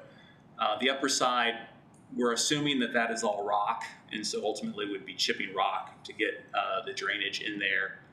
The also road rises very steeply as you come off of South Ridge, and so perhaps some excavation there to lessen that grade coming in off of South Ridge Drive. Is the clicker around somewhere? Or can you advance the slide, Grant? So there's just some photos of what the street looks like currently. The expansion of the street would be generally to the left side of the photos there. And so this first image, ultimately those trees that you see on the left-hand side of the photo, those would all be going away in order to make room for the road expansion and the ditch. And you can see in the bottom right-hand photo, Ms. Bird had alluded to some erosion problems, and certainly you can see that in this photo. And so basically that's caused by the fact that, this ditch that is somewhat formed earlier on in the roadway, sort of disappears by the time that you get here, and that water eventually just crosses the road. So certainly some issues, and looking at costs, we believe that the project would cost somewhere just shy of $300,000. The code requires that the property owners in this program would contribute $27 per frontage foot, which would account for about $45,000, which would leave the city needing to bring about $250,000 to this project to make it happen. And so typically this money is not budgeted within the budget, and so that again goes back to the timing. And so it would be the council's or the committee's purview to see if we wanted to budget funding for this project. And Matt, I think we had talked perhaps about the private stormwater conversion program. We have some money available within that program. And since this does address some types of stormwater issues, perhaps some of that funding could be available for this project if the council so chose. Yeah, and we're still working on our budget, so there is time for this. And this is the only petition project we have, right? Correct. I believe that I'm aware of, and that as David said, you know, the first thing I was thinking of is, well, we do have some funds, a little 200,000 sitting in that private conversion program, which this follows that same general code and issue, and that would be good seed money to get this started if the committee wanted to endorse something like that, and then we could look for other funds through our process to make this happen. And we just want to be clear about communicating with landowners that there are some trees got to come down. There's going to be some pain in the driveway culvert issue and that kind of thing. But if the committee were interested, we would advance that in that fashion. And then I think the semantics, foggy on this since we haven't done it in a while. I think if this is endorsed by the committee, we would have the council then endorse it fully, the full council weigh in and endorse it or not, and go from there, and, continue the process. Chair would entertain a motion to push this to the full council for opportunity for council. Make a motion to send. We have a roll call. Olson. Joe. Aye. Lester. Aye. Spicer. Aye. Spencer. Aye. And with a little bit of a note that we would like to see those dollars come from that storm. Yeah, and of course I'd have to work with the city administrator, to get that. That would be an immediate identification. We'll have a fiscal note in our council deal a little more exact, and that way you're not approving something that can't be funded. Appreciate that. I just think, they've been part of the city, not made any enhancements or improvements to that neighborhood. It's time that we allow our nation to do that. And there's some circling back to the neighborhood, of course, just like sewer things. And, it's a process, that's for sure. So we do these. Thank you. All right, we'll go back to the airport change order. Mr. Baney. So we have talked about this, I think, on several different occasions. I think it was the desire of this committee to see some improvements being made at the airport. And those included a couple of different things. We have a stormwater trench drain in the parking lot that I think is in need of repair, which is down here. We were looking at replacing a bit of broken concrete right over here by the client service, replacing the approach into the parking lot from the access driveway, and then some fencing along this area. So we have contacted a contractor who has been working with us on another project to give us a cost for what that would take to do those things. And it looks like we've received a price back of $95,625 for those 4 items. The contractor has indicated that their schedule is rather full and wouldn't be able to get to do this work until sometime at the very end of August, the beginning of September. But if that is palatable to the committee, we could have a change order on the council agenda to get that set up with that contractor. We also would be looking at a seal coat contract to put an asphalt seal over the parking lot, which would probably become a separate contract, and also look at some sort of microsurface or other type of seal on the actual approach road itself. So if those things are all acceptable to the committee, we could have that on the council agenda for potential approval at the next upcoming meeting. One thing about that is obviously the air show's coming in September, so we can't have this opened up. They're either going to have to, and we're so late in the summer now that people's schedules are really full, so there may be a need to delay the actual digging up some of this stuff if we're running into too close to the air show. But once we have the change order approved, we have sitting on the council agenda presently, we can have it as quick as Monday night. We just, if this committee endorses it, then we can go ahead and do that. And it's a consent item, so it's one meeting anyway. In the meanwhile, we have other contractors, and so this was, I think it's Aplex on this, the one we have. We can also, pull our other contractors, see if we can get this moving in a different direction, with a different contractor. It's not, if they're not available, it's not going to hurt their feelings if we can that way. But at least we have it going with this contractor, and they've already negotiated the item with us. That would be our recommendation, just to keep it on the council agenda. That way it's on there. We have a contractor lined up. For some reason, we can find a different one, Gaines or whoever. We might juggle that in differently. It would be nice if we could coordinate to get it done before the air show, or Yeah, the seal code's the biggest problem, I think. Trying to deal with weather and every other thing we got going on. I'll make a motion to send it to the full council. Anyway, that's our Second. update, trying to get it done fast. there's been a motion to accept staff's recommendation to move this to the council meeting for Monday. Bolton? Oh, sorry. Yeah, no, and it was seconded by Councilman Lester. Roll call, thank you. Bolton? Aye. Joe? Aye. Lester? Aye. Spicer? Aye. Spencer? Aye. Okay, item H, Cole County and Jefferson City interjurisdictional inspections, MOU. Yes, thank you, Mr. Chair. So the city and county have been having some conversations kind of addressing a little bit of the intersection of construction in each other's jurisdictions. Fortunately, we weren't able to kind of put that together for this meeting, so we're going to put that on hold and probably bring that forward at a future meeting. Moving to item I, 113 Adams Street, building conditions. Yes, so I'll go ahead and you go ahead and kind of go over just a kind of a quick recap. So staff had the occasion to enter in 113 Adams Street last week and observe some continuing deterioration within that. And we recognize that that building is part of the RFP program that is initially, I think the hope was that it could be a designated project. Based on the observations, though, staff's kind of at the point where we feel it kind of necessary to inform the committee, kind of the existing conditions that we've seen, and relay that we feel it is really beyond saving and is presenting a danger to the community.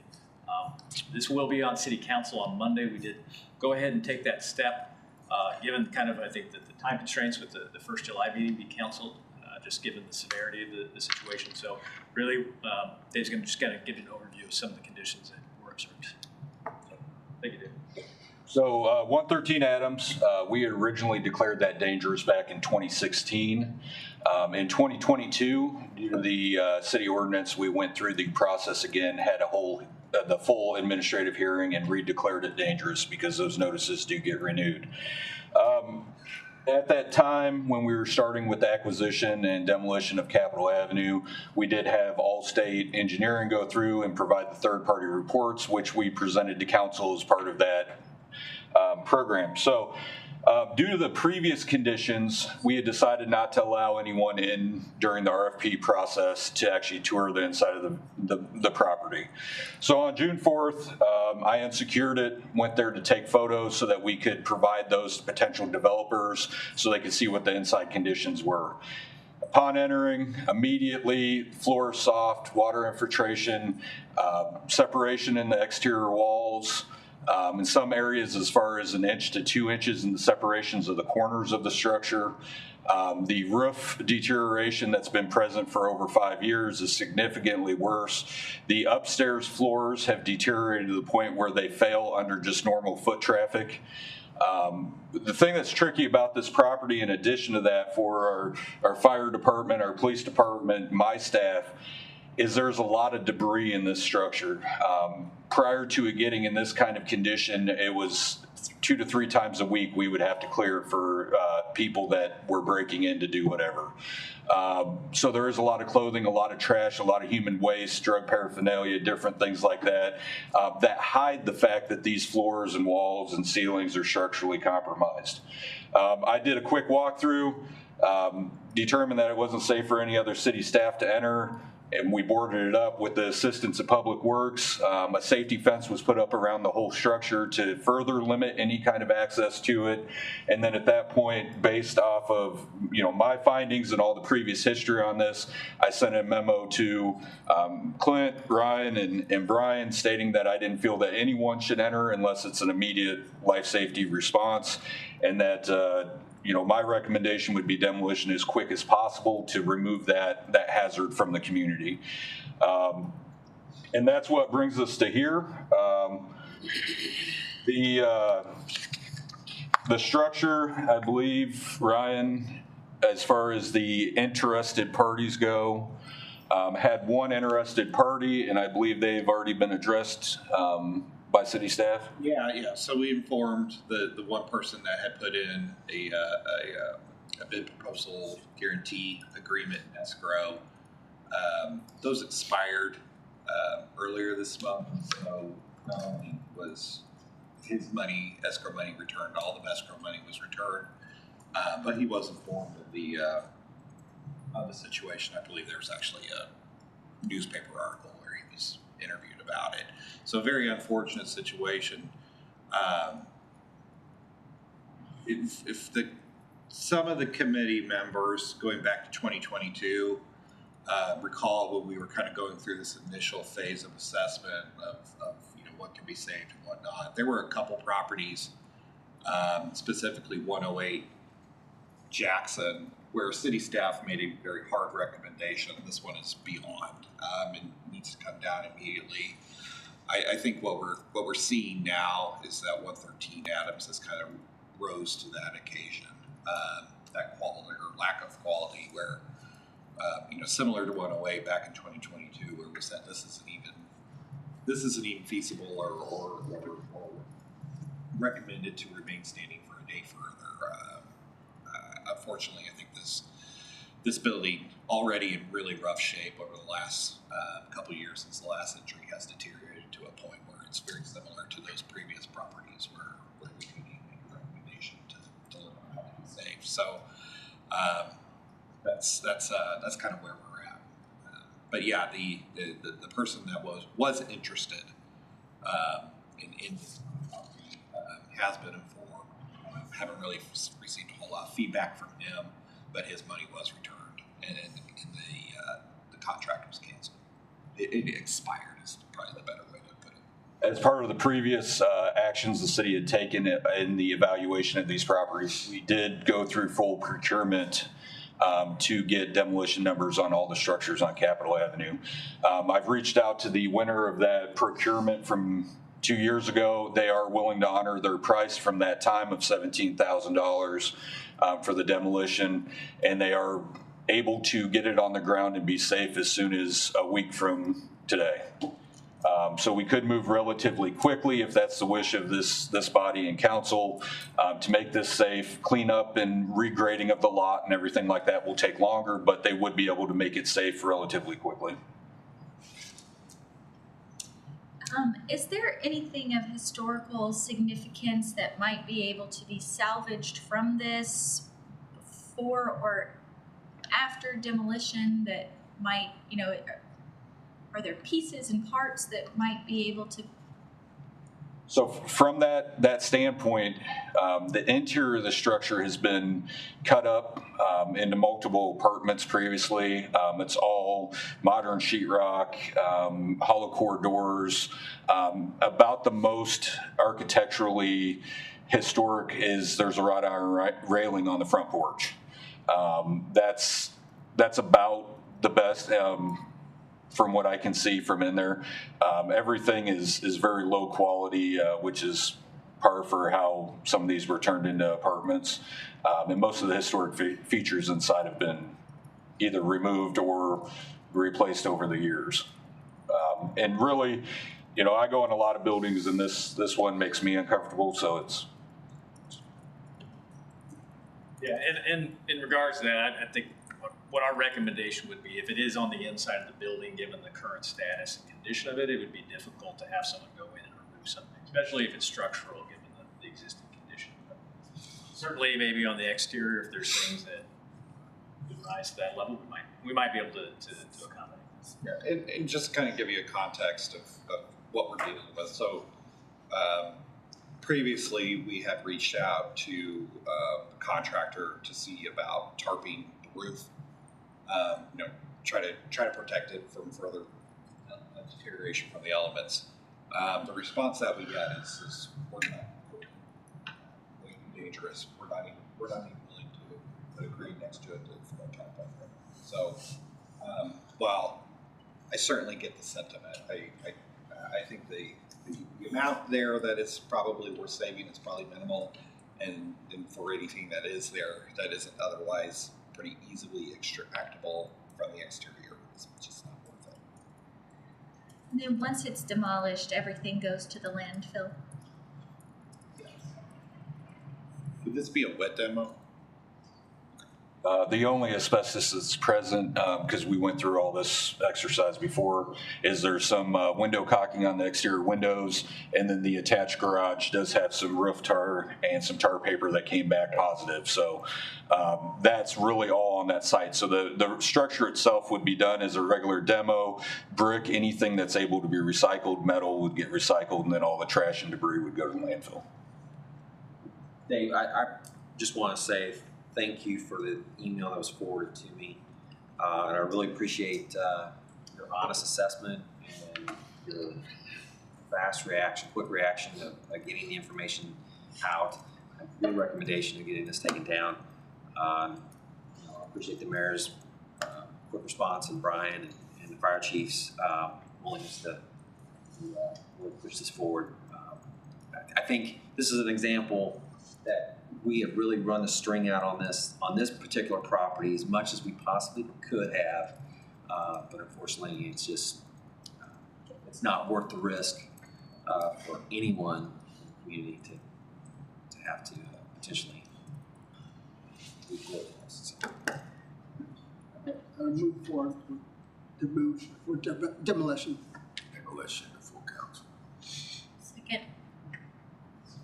Councilman Lester, Councilman Spicer, making that recommendation. I'm sorry, who actually motioned? I'm going to call for Lester and seconded by Councilman Spicer. And third by Aye. Joe? Aye. Lester? Aye. Spicer? Aye. Spencer? Aye. Thank you. Thank you. Kate, did you have anything on that? I think you guys are moving along in an appropriate way. Our concern is that, in addition to what's already been mentioned, we take measures to secure a structure like this appropriately to prevent entry and trespass.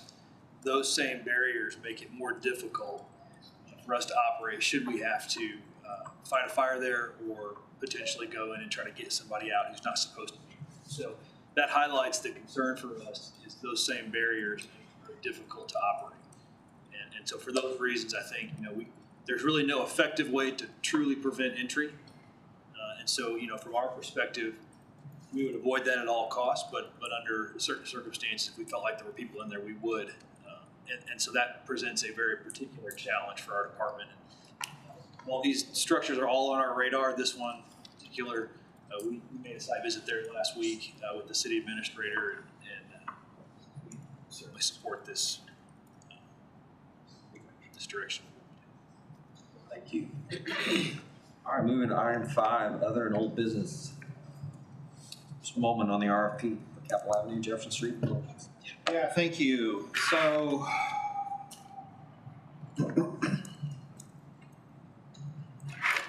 following this continuing saga of these RFPs, city staff has taken both some recommendations that were outlined at the last Public Works Planning Committee and recommendations from the Historic Preservation and kind of include them into a single draft here.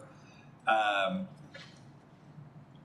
think maybe the easiest way is just kind of go through this page by page and we can kind of highlight what's going on here, if that's okay with the committee. So I'm going to start on what is page 2. of the RFP for capital. So consistent with the previous action, staff went ahead and amended the RFP to reflect the removal of 113 as a standard structure. That kind of encapsulates the first set of changes under 1 and 2. Eliminated the section identifying the proposal guarantee agreements. So those agreements all expired in early June of this year. So essentially the city had 18 months to get out an RFP. Unfortunately, the acquisition process through the courts took quite a bit longer than we had hoped or anticipated. So that dragged it out a little bit longer, but of course, this paragraph outlined some of the items regarding the proposal guarantee agreements and the escrows, which are no longer in effect, so staff thought appropriate to remove that section. Any questions? All right, moving on to page 3. Page 3 is a change to recognize the fact that the city is going to be quickly the owner of 115 Jackson. So that's an action that was approved by the city council at the last meeting. Any questions on that? Have we heard anything from Public Works as to whether or not that is acceptable to use as a parking lot? Which one? 115 Jackson, the Busher Funeral Home parking lot on Jackson. Yeah, we're actually got our surveyor working on the property lines there. So there was it's pretty common in old areas of town, the property lines are ambiguous a little bit. So he's working to rectify that with the adjoining properties, and it's already vacant. It's somewhat paved still, and clean it up once we get there. As far as it can be used as a parking lot, it could be sold, it could be all the above, whatever. But we don't think we're going to have to put in any significant dollars to start. No, just a cleanup issue. All right, I'm sorry, any questions on that? Any other questions, I should say? Thank you. On page 4, second bullet point, second solid bullet point down, plan submitted should demonstrate compliance with MU1 and the overlay district if necessary, identify any changes to the underlying zoning or overlay zoning. Excuse me. That's language that was recommended by the HPC. And I think the intent there is just to make it clear that they want proposals to kind of identify what are you doing to attempting to comply and what modifications would be necessary. So just making that compliance section to demonstrate how you are in fact complying a little bit stronger. Any questions there? All right. Of course, we took a little different tact under F. So previously the thought was that we would do kind of single, just a couple of days of site visits for architects, engineers, and licensed construction professionals. However, we've kind of taken a look at what we are able to accommodate and trying to generate as much interest and get out as much information to the public as possible and as safely can be done. And so we're doing those now by appointment as opposed to just limiting those just to a couple of days. Hopefully we can generate a little bit more interest in 401 and in full. Any questions on F? All right, changes to G. So G, which spills onto the next page. This is the language that we are recommending, essentially just kind of giving fair warning. This is a really old neighborhood, and the property lines, as Mr. Brash indicated, are really kind of not what you would expect in a modern neighborhood. So advising potential bidders to make sure they really understand the property lines and what they are buying and the impacts of those property lines on what they can and can't do with the property. Also identifying that if there are going to be any types of easements that are going to be required or other access issues from third-party property owners, that they need to be able to secure those accesses for themselves. Also, just showing that the city reserves the right either to combine the properties or split the properties as may be necessary. Really, our goal is to fill up the neighborhood with proposals, so that way we don't have any type of orphan lots that are eventually going to be redeveloped. So that's the plan. That's the intent behind that. The next paragraph under G there reflects the recommendations from last week. The last meeting, that there could be a potential for splitting 410 to 416 Capitol, 415 Commercial Way, reserving the property for parking by the city on the back half. So essentially what the RFP does, this is absolutely a potential that the city is going to reserve the southern portion of these properties. So you can either make a proposal that reflects that, that property being retained by the city for parking purposes, or you can make a proposal that uses it all. So that way the city council can evaluate both types of proposals. Any questions on that? All right, moving on to Roman numeral 6, evaluation criteria. So that those changes in the very front of that paragraph are recommendations from the Historic Preservation Commission. And so essentially their request is that the HPC be able to initially review proposals and responses and then make a non-binding recommendation to the city council. Flipping on to the next page. I think there might be a couple questions on the evaluation. Councilman Lester and then Mr. Olson. So with that one, and I know there was another recommendation also, an alternate to that, but with that, I don't have a problem with that language, but I do have a concern that it not be delay the process. And I don't know if we can put language in there that done within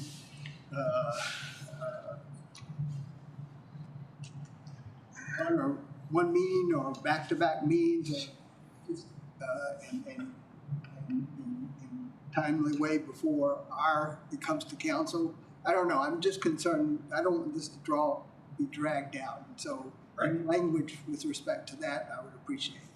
So I get that. I don't want anything to draw anything out unnecessarily as well. So, but ultimately, this is an RFP. This is information for third parties. If the city council wants to impose that on the HPC's review, it can. Say you're going to meet this time, you're going to give us a recommendation about this time. That's not information that needs to be included in the RFP, though. That's more of an internal thing that the city council can dictate. It doesn't make it. It's not information that's pertinent to the outside world. Constraints on it. Okay. Has the Historic Preservation Commission ever been involved in an RFP before in the past? Not that well, because this is. So I'll let Rachel answer. Yes. So some of the projects that we've worked on, we receive Historic Preservation Fund grants. We also, we do RFP or RFQ processes for hiring consultants and contractors to execute those projects. We also received a Paul Broom grant from the National Park Service, in which we had a proposal process for private property owners to apply. So they are experienced with RFP processes and contractors and consultants. Do the 3 remaining properties, with the exclusion of 311, this is 311 right now, 113. Yeah, 113. I'm getting dyslexic here. With the exception of the Adams property, are the 3 remaining properties considered historic landmarks? So there's kind of a couple of things. Yes is the answer. So there's a National Register, which is the federal recognition of it's part of the Capitol Avenue National Register District. It's also considered historic locally as a cluster, as a grouping, not as individual standalone properties under the Capital Overlay District. So it's recognized as historic federally and locally. Okay. And so whenever someone applies to alter, construct, demolish, change of one of those properties in any way, those go before historic preservation, correct? No, because it's within the zoning code. They would go through planning and zoning. Okay. Because part of the section I of the code for historic preservation here says that they also review applications to build, erect, construct, alter, destroy, or remove in any way the external appearance of any public or private structure designated as landmark for historic preservation. So then I was thinking with that vehicle already in place, that instead of being on the front with the RFP process, that whenever they come through to actually make their changes to the buildings, that is when historic preservation would come in and do their review process and give their recommendation to council. Not unless there was a demolition involved. So currently, because the Capitol Avenue overlay exists within the zoning code, and then the overlay standards that are there is really about setbacks, and it's more in the land use side versus the traditional local historic district, where you would have, if that were the case, then you would have an applicant that would come before the HPC for a design review. Like, does this follow the design standards that are set for that district? So for these properties, that would not happen, other than going through planning and zoning if it were not compliant with the overlay. So having them involved in this process up front, would that save us time, or would that delay this process further or complicate it? I think, and we tried to meet on Tuesday and we're not able to establish a quorum. We had originally determined that we weren't going to meet, so trying to bring everybody back together last minute was challenging. But the conversations through email traffic and in person with HPC members was that they don't want to delay the process either. The goal is, from the historic perspective, is to do what we can for that historic area. So one of the comments that was received was, instead of having a full body provide the recommendation, was to designate two of the members that had one is an architect, the other one has experience doing historic preservation tax credit reviews. So having those two provide any technical expertise that they could to council during council's review of the applications. That was something that they had discussed to see if that was an alternative option to having two, HPC review, provide recommendations, and then council. The conversation was, it seems to be that full council wants feedback from the HPC, but that process takes so long. So if the HPC could provide two members to provide that technical guidance as council reviews the proposals, that was one of the things that was offered. And yes, so originally from the concept of that option was that we as the elected officials should be reviewing those proposals first versus the HPC. But if we can marry that and have them involved in probably what will take place either in open or closed session review of these proposals, then I think that's a good compromise. And but I appreciate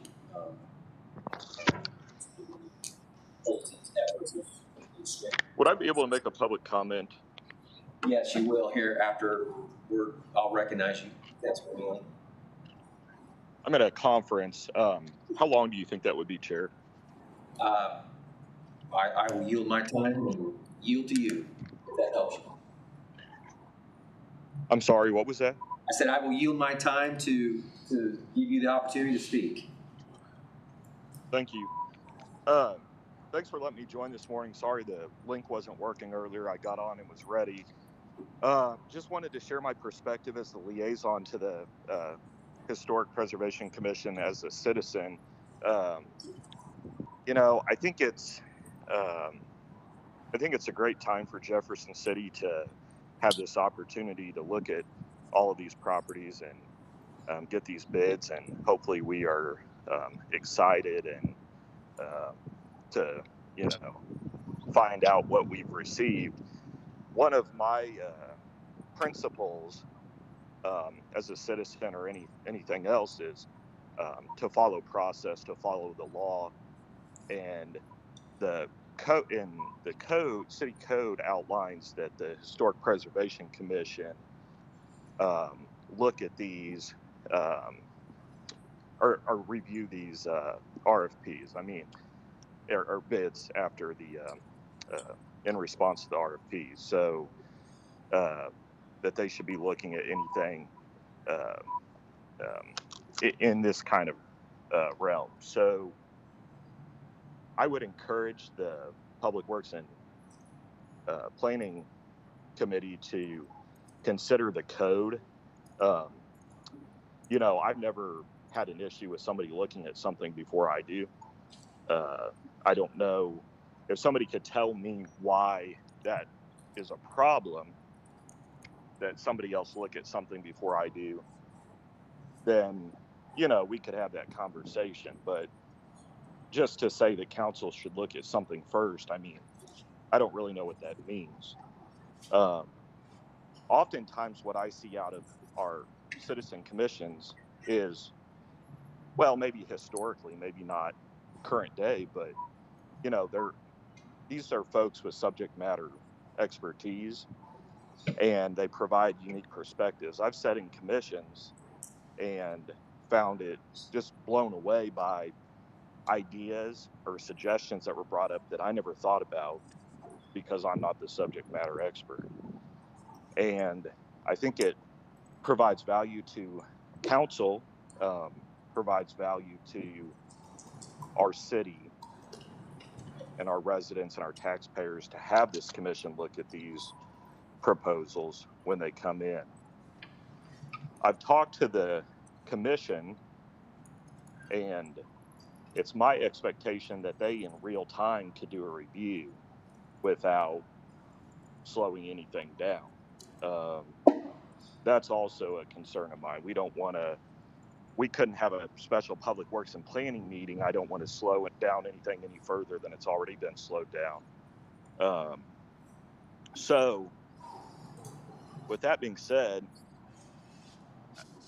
back to the code piece, I think it's really important, and I hope staff will, this is just a public comment, but I hope staff may, once I'm off, respond to this. But code must come first. We must not, you know, hopefully I don't ever do it, but I'm not in the business of doing what I like or looking at something first or me first. But my belief is we look at what our law says or what our code says, and we follow that. And then if there's something wrong with it, we can certainly go in and change it and adjust it to meet our need. It's really important to me to have this process. This process has been, as most people in the room know, a decades-long process. And to have really good value at the end, I think will show our community just how much we care about the process and provide the best outcome for all of us. So I would encourage the body to let the Historic Preservation Commission review these bids. They're a recommending body only. They're not making any suggestion or making any decisions, making recommendations to us, but let them take a look, let them do the job that code outlines they should do. And if they can do that in real time, staff can schedule a meeting with them. If they cannot, for some reason, get together when staff and council ask them to get together to do this, you know, expedited review, then that's one thing, and we can move past them. But let's give them the opportunity and use the value or receive the value that you know, they provide to the city. So, Chair, thank you for letting me interrupt, and I appreciate being able to make a comment at the meeting. Thank you. Thank you. Enjoy the rest of your day. So he kind of threw some comments there that I think our legal department needs to respond to, and maybe even our city administrator. But this is uncharted waters as far as with the RFP and the Capitol Avenue. This does not specifically address the roles and responsibilities of the HPC. This is kind of outside. So I think Mr. Mealy is confused on that very fine point in detail that needs to be clarified. So do you guys want to respond? Yeah, if I could just give an introduction and then Ryan can talk a little bit. But, not totally for sure what code Councilman Mealy is discussing. I think he's talking about the roles responsibilities of the HPC that he sent out to selected members of this committee. I didn't receive a copy. I don't think Okay, well, what I would recommend, if you want us to give you the best answer possible, you can do nothing right now, and we can go back and we can review it, and I can talk to our subject matter experts over here and figure it out. If not, we can give you an off-the-cuff answer right now. But were we provided this? So we don't have this. We haven't reviewed it. I can review it. So hang on. You weren't even sent the information that Councilman Mealy sent selected members of this committee. Not that I know of. Was anybody on staff provided this concern that we weren't following the correct process? So let me just real clearly, let me tell you, there's going to be a two-step process on this, especially if it's a rehab. We're going to get proposals. Proposals are going to say what they want to do, what they intend to do. At some point, the council is going to say yes or no to those proposals. Then they'll have to go through that process, that application process, especially with the Historic Preservation Commission. So it won't be like the council says, yes, do it, we like your proposal, and then all the processes go away. They'll still have to fulfill those processes, which is what I think I is talking about, the application itself. So there's a proposal, an RFP, says what you want to do, and then to fulfill what you say you want to do, you got to go through that application process. Mr. Molman, do you have anything else to add on that? Yeah, the code refers to kind of existing building permit process. This is a sale of real estate. That's not included within it. And that's what I was relating to with my comments earlier. So I think Mr. Mealy needs to understand the difference there, and I wish he would have contacted you as city staff, who is our professional experts in standards, that you could have responded to him accordingly. Well, Mr. Chairman, if you would like for us to go back and really review this, we can. It's just going to delay it more. But we think that staff's really provided the process to try to get this out the door as quick as possible. You know, I look at the original RFP, and while it's changed a little bit, we would have been reviewing applications by April. And now we're pushing August before you're going to get any applications. We just lost one building. There's potential for losing more if we don't get these in the hands of people that want to do something with them, if you're really interested in rehab. Councilman Lester, rehab. Just, I recognize Historic Preservation has a role. And I think it's both within the applications, but also within the ordinance, they have a role to safeguard historic, cultural, aesthetic, architectural heritage in the audit and historic district. But I see it, yeah, they may have that role at another point. And we already have within the language that it complies with the historic district. I'm mainly concerned about not holding up the process anymore.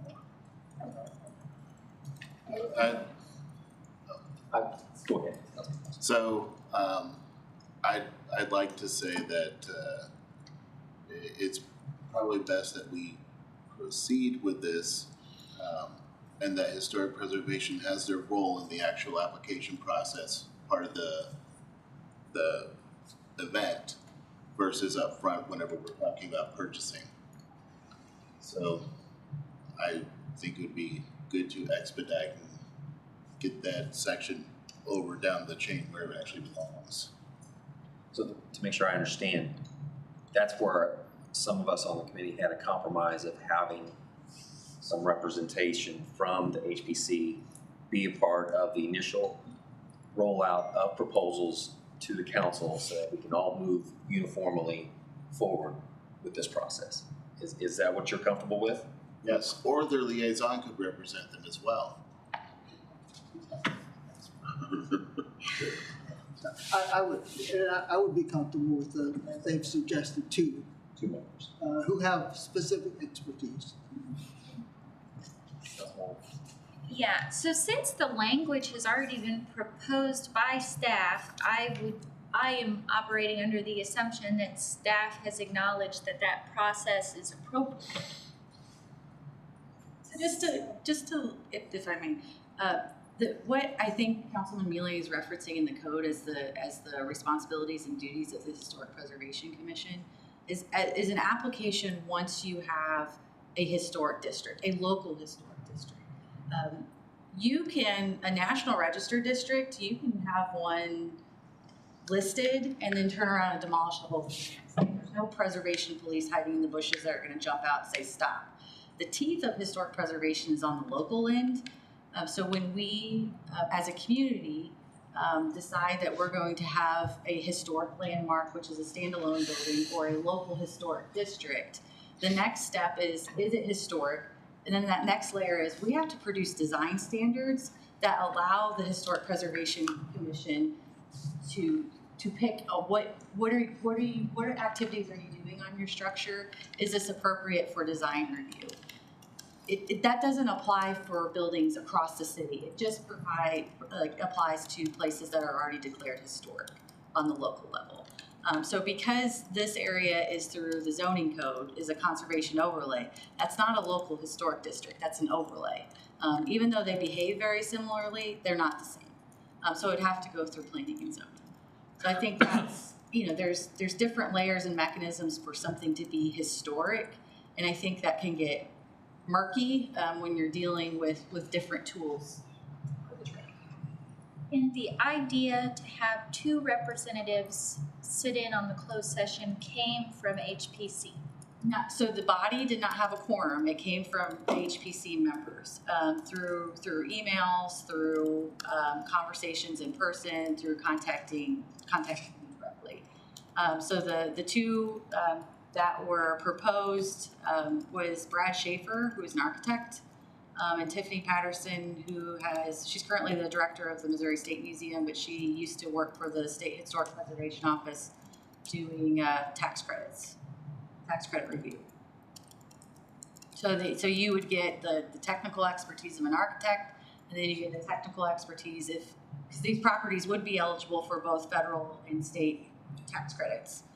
So if questions on preservation or tax credit process came up, she would be the best expert that we could provide as a body.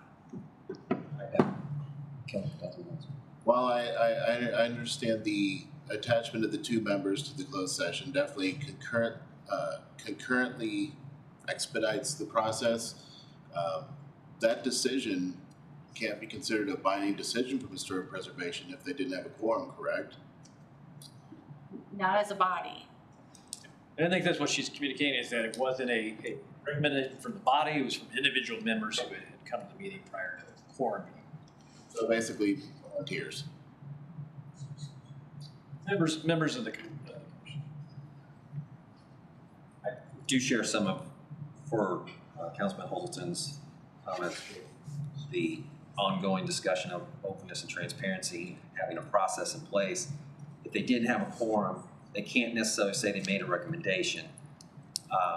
Therefore, I'm going to yield back to the original slip sheet of having one member of HPC being present in our closed session so that we can move this thing along, because I would rather have a recommendation by the body of HPC that says they voted on having two members as a recommendation. So that would be my suggestion moving forward. so that we can roll this out today and get it on the council's agenda Monday. Is that a motion? I make a motion. I'll second. Can you specify the motion, please? The motion will be for the original slip sheet version as provided by legal. To have one HPC member present in the closed session or open session discussions of RFP proposals. Is there further, we're allowed after a motion's made to have further discussion, right? You look like you had something, some wheels turning up here. Well, I think certainly if they met and voted on it, they would the commission would want two or more even. But so we'll move that. Well, it kind of falls back into Councilman Mealy's discussion of following procedures and processes.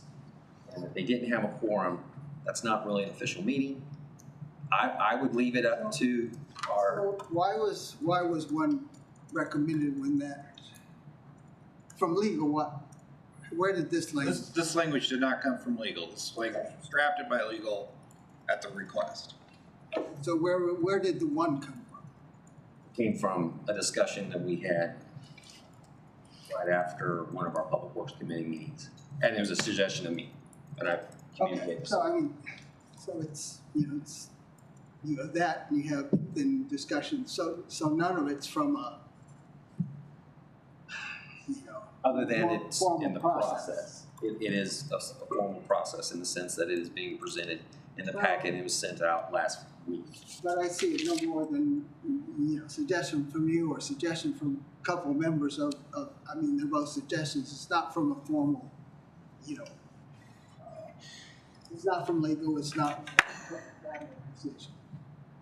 So. What the formal was requested from HPC at their special meeting when they did have quorum was that they be allowed to review. So if I understand correctly, if council could see the proposals first, we would not be expected to make a decision on a proposal the first night that it's presented.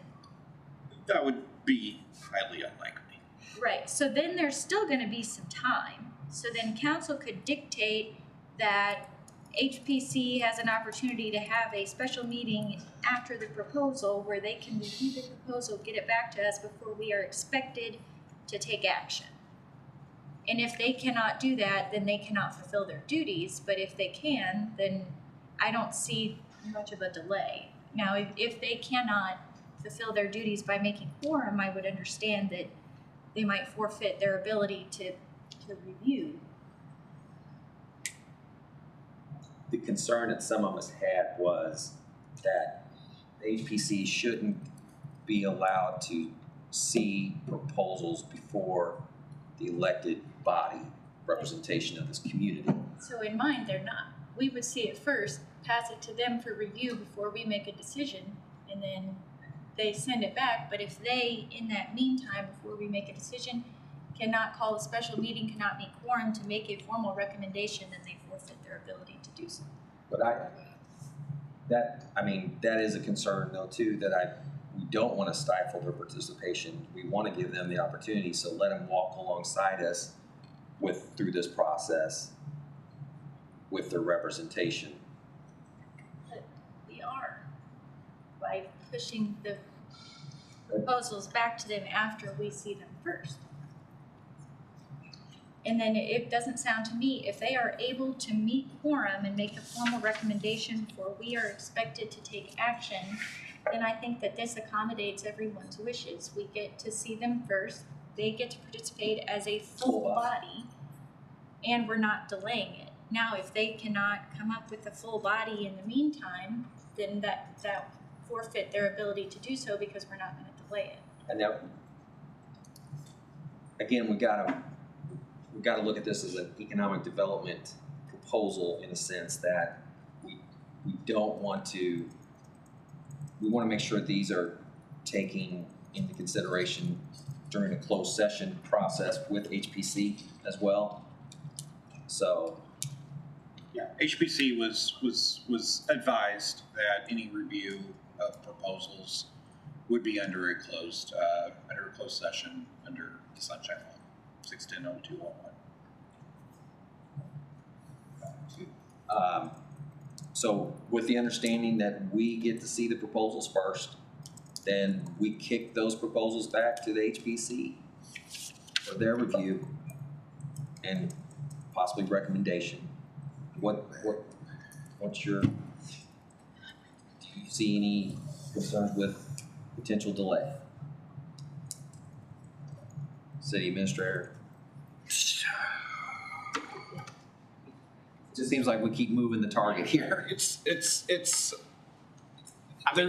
Whenever you add a separate process, there's always a potential for delay, but certainly staff would work with the HPC and the city council to minimize that as much as possible, and there probably certainly could be a path where city council sees it, HPC is able to meet, and then the city council is able to receive the recommendation, kind of within that traditional 2-week period. But that's best case scenario. In the event that it would delay, then that's forfeited. Our fear is what happened the last 2 months, which was we tried to do that and it delayed us 2 months. So I think anytime you're dealing with people's schedules and calendars, it's always tough to get quorums, and the more we could walk these together side by side, the better. So if it's 1 member, 2 members, if 2 satisfies them and thinks that gives you the technical expertise to move along, we would recommend that rather than having go here and then go there. So it's at 1, 2 doesn't seem like a huge leap when their original recommendation was send it to all of them. So to us, we think we could move it along, and if 2 were on the closed session reviewing with the council, that would be the most expeditious way to resolve it. And again, for clarification, for understanding for the public and us, this does not normally fit in with their confines of the HPC's role. So the code is not necessarily the guiding direction here. There was an original there was a motion on the floor. Further discussion or any alteration to that motion? I do want to raise one concern, even though I made the motion. So the motion is for 1 person of historic preservation to be there along with the rest of the RFP is written, correct? So if they have not met with a forum to designate who that person is, then how do we determine that person and the validity of that person's input then? Well, if a alteration to the motion would be to go to the 2-member recommendation from the HPC, they already identified who those members would be. That would be considered the subject matters that they would be comfortable with. Well, and also, bids wouldn't be due until early to mid-August. Certainly, HPC would have the time to get a meeting together and a quorum to make an official designation before the review process starts. So, anticipation that these are going to be open for 6 weeks. All right, makes sense to me then. Yeah, we'll give it 2. So is the motion amended to have 2 members and they be approved by the HPC? My understanding that they already made a recommendation of who those 2 members were already. Didn't vote on. Yeah, they'll meet between now and August and confirm that then. So as long as they can do that then. All right, yeah, that's the amended motion, 2 votes. So you need a second. Second.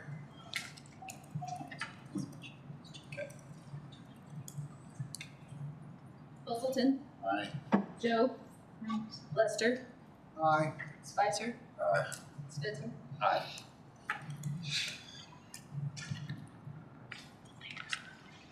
All right, and the very last amendment in Roman numeral 7 as is, just identifies the former use of 409 East Capitol as a funeral home and that there may be a possibility of hazardous waste.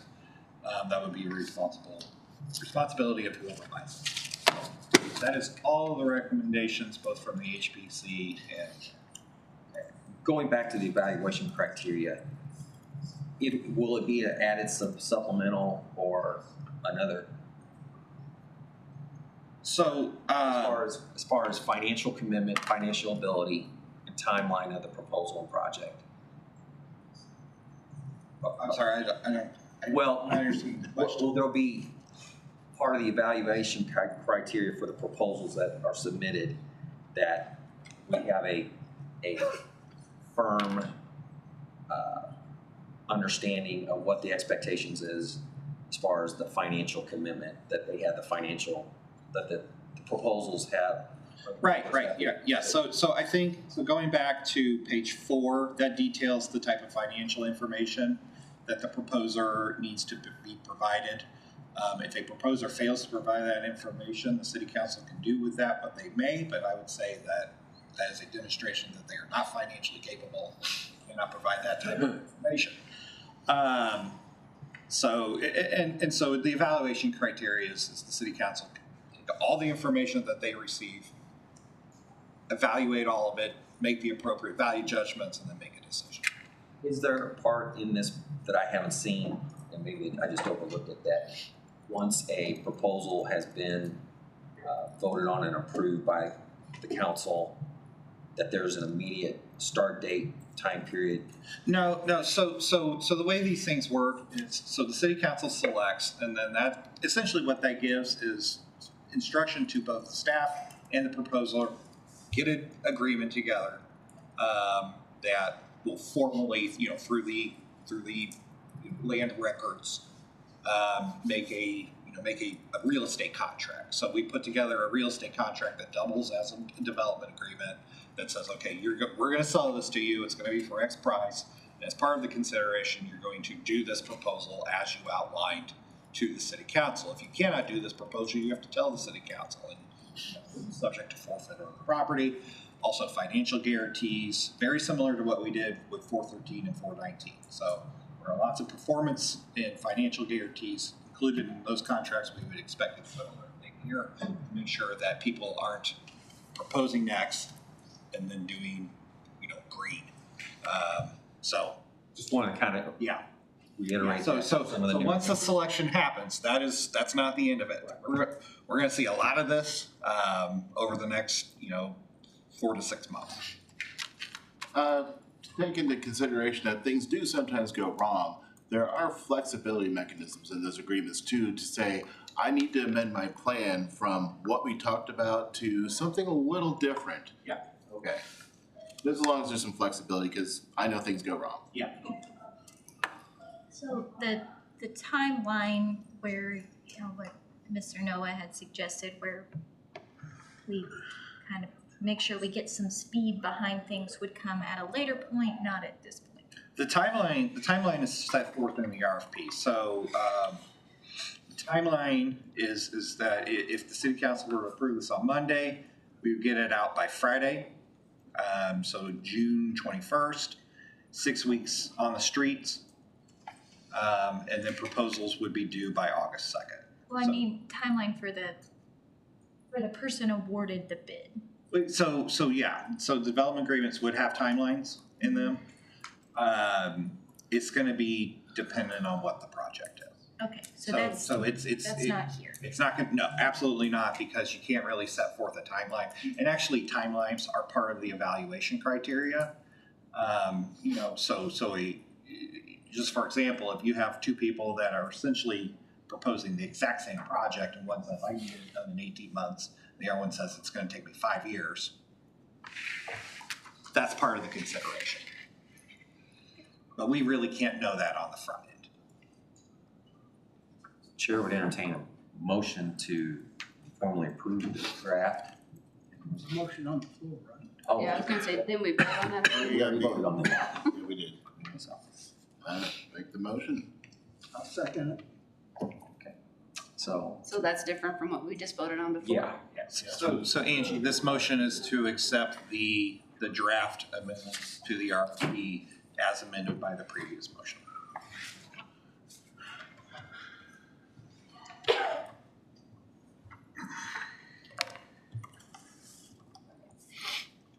Hazelton, Aye. Joe. I'm so sorry. Joe. Lester. Aye. Spicer. Spencer. Aye. And I'm sorry, who motioned and seconded that? Councilman Hazelton and Councilman Best. Thank you. Okay, I think that takes us to item B, the Airport Advisory Board letter of support for increased flood protection for the airport. Mr. Smith's not here. Yeah, it's just informational, really. I think we're including this in the council packet. Yeah, and so we just wanted to let y'all take a look at it first, but basically, staff's engaged with DNR and the Corps on levy discussions, and the airport committee said they do support, increased flood protection, obviously, but didn't really indicate either way. There's some differing opinions on who you ask in the area, and there'll be more to come on that later. So. Thank you. Any other reports outstanding? Okay, Chair would entertain a motion to adjourn. Second. Thanks for the hard work today. Good work.